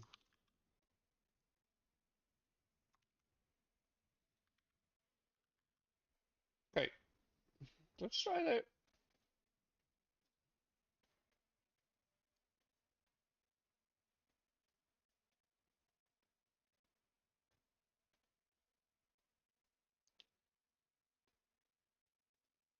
And we're good. We're good. We're good. And it doesn't really bother it too much. Okay.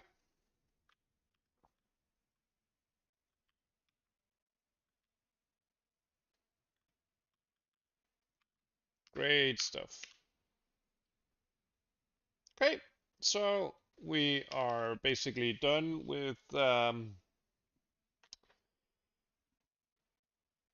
re-implementing some of our stuff here. I'm currently thinking that Yeah,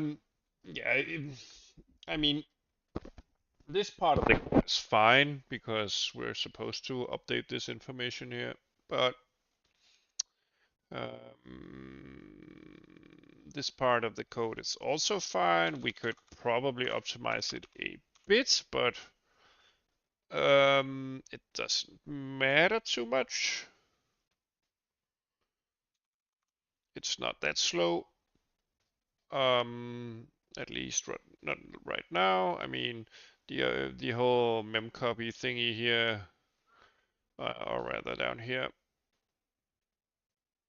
is probably not great, but yeah.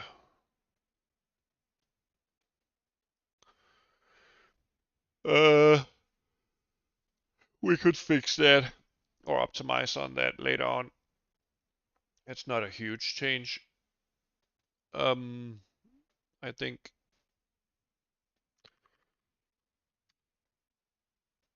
But this should probably be optimized uh, down the road. Things will get slower the more objects we create. Oh, there's a bug there.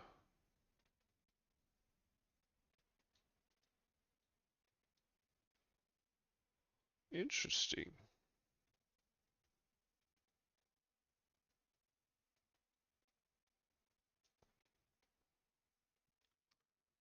Okay.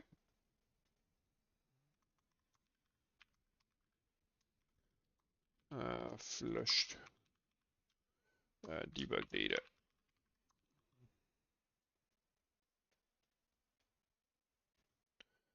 Interesting.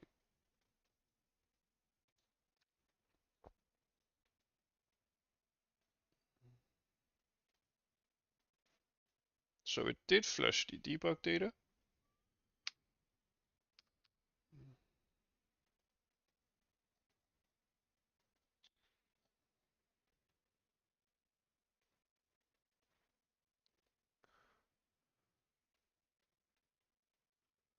Let's see. If primitives that size greater than or equal to 2, I want to GXE step in here.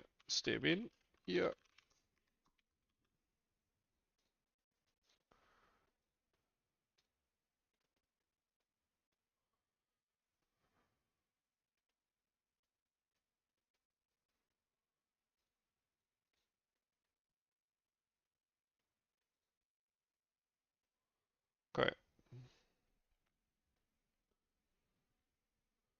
Vertex offset. That does seem correct. Okay.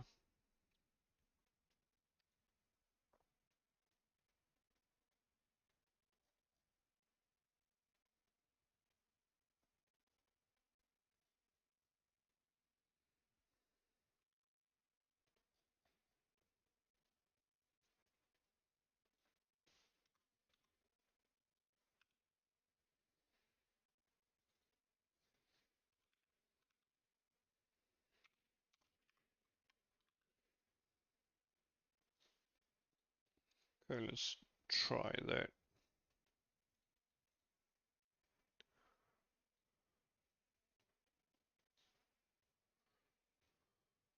Okay. Indices and vertices.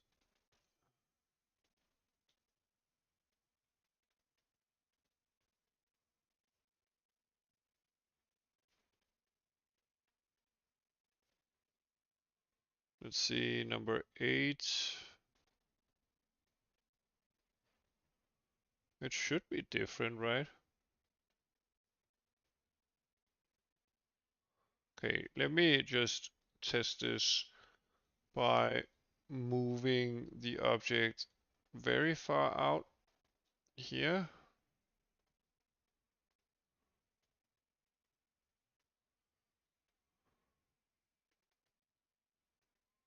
So we have all these high values here. But the next ones are mostly the same.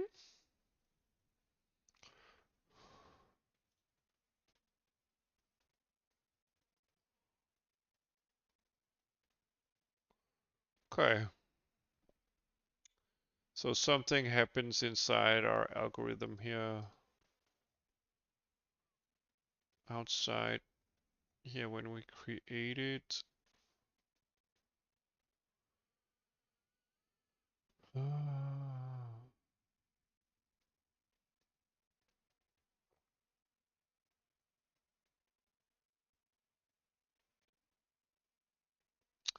Oh, wait a minute, it uses the same mesh, of course.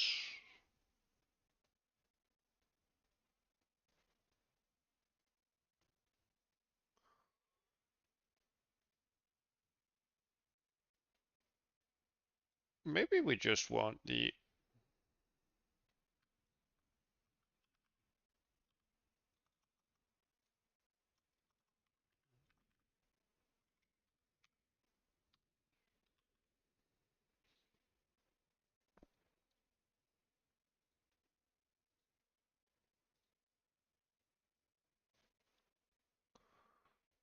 That's not great. Okay, now we did update one of them, but we're not.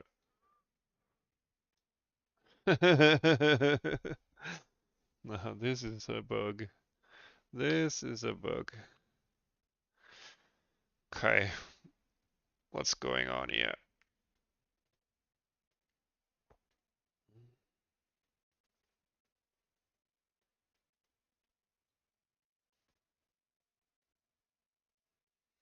Okay, yeah.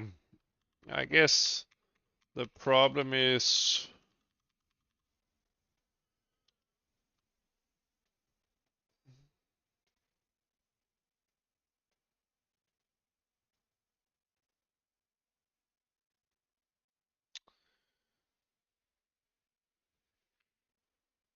Yeah, so this is referencing the same... Uh, yeah, the problem is that... Yeah.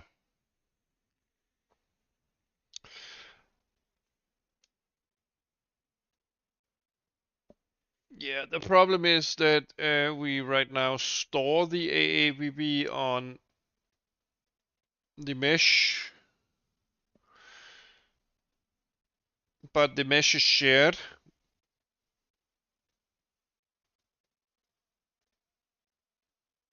So basically, the drawable mesh or whatever we call it should actually have a AABB separate. Um,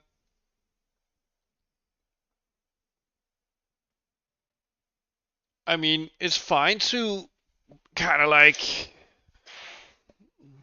pre-calculate the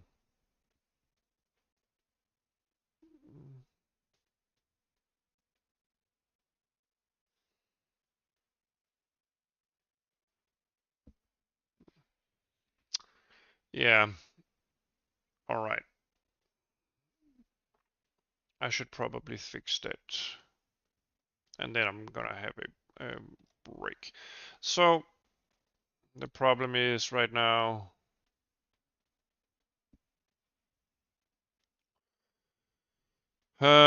we should add the AABB. The bounding volume should be part of the mesh since we calculated for that particular mesh. Okay, so let's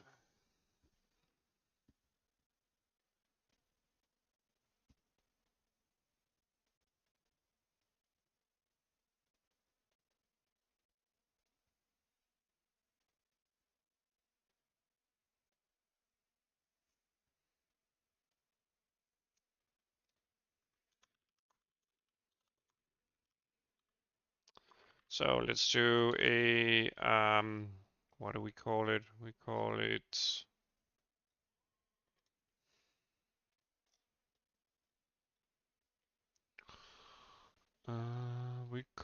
mesh bounding AABB, or let's just do it. We don't need the original center.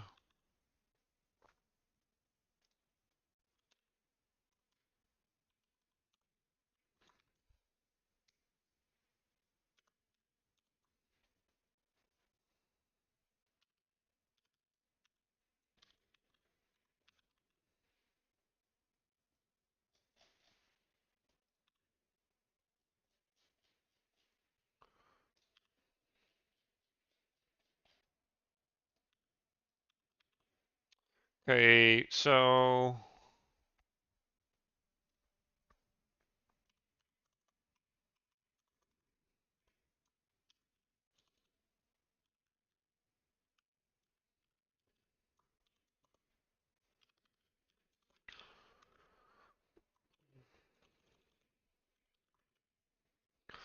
let's do a copy of this value here.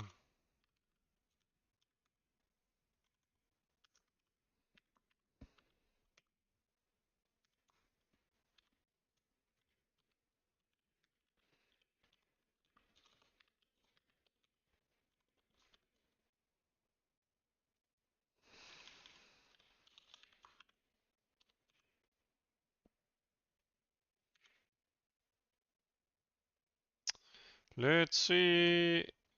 ABB's pushback. This AABB.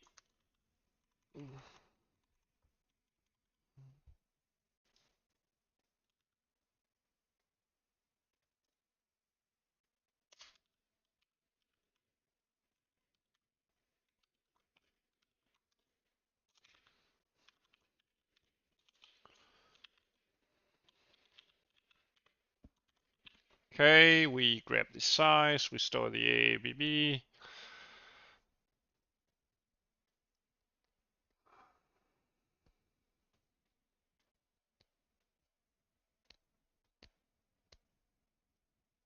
Okay, so whenever we upload our information to the debugger here, we're back to what we started with.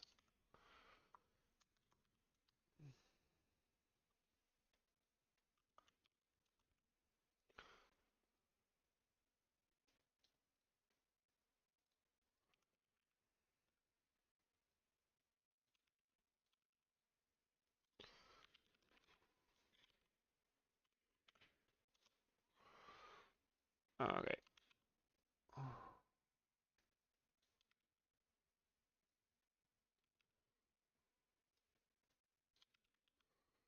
And let's do like this.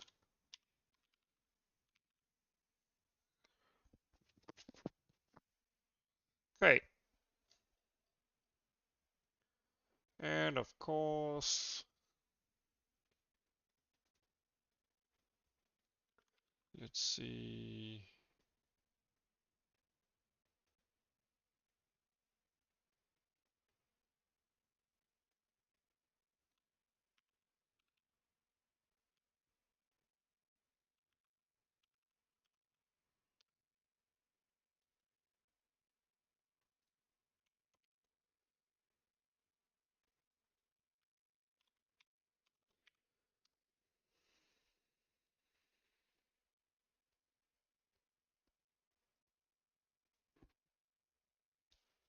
Okay, I think this should have fixed the problem.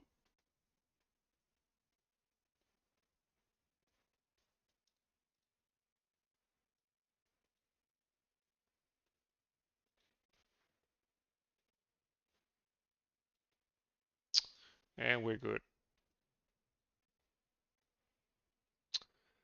Great stuff.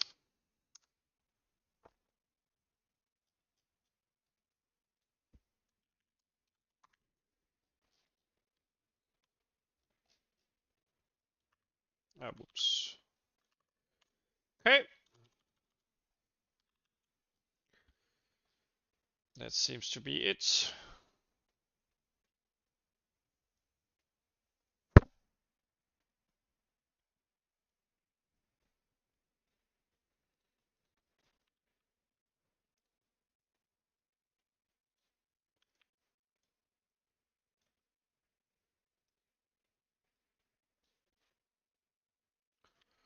Okay.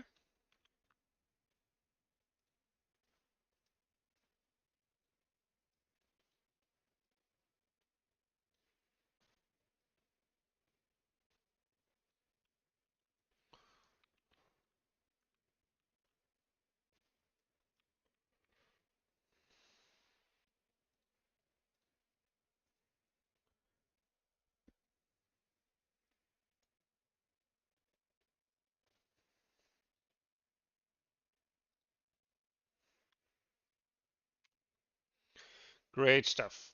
Okay. So I'll do a break and then we should start doing some simulation code. Get started on our game logic here.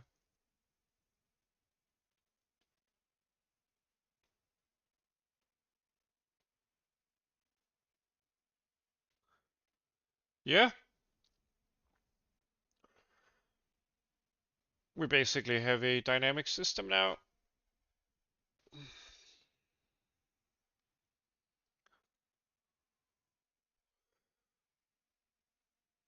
With toggleable debug information here.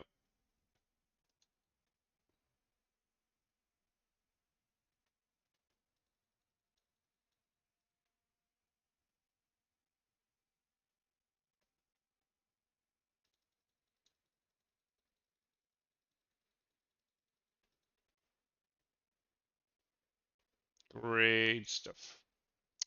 All right.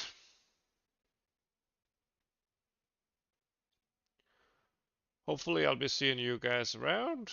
And hopefully just some of you found this enjoyable.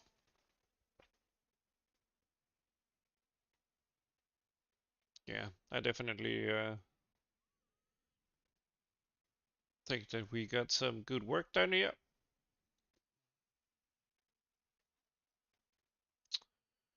Yeah, progressing fine towards a more dynamic, robust system.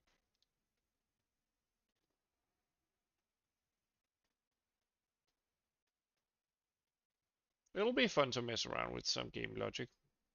All right. Please take care, everyone. I'll probably, hopefully, catch you in the next part of the stream.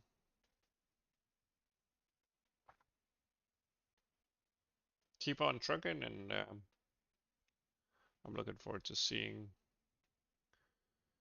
some of you guys here on stream. Bye bye.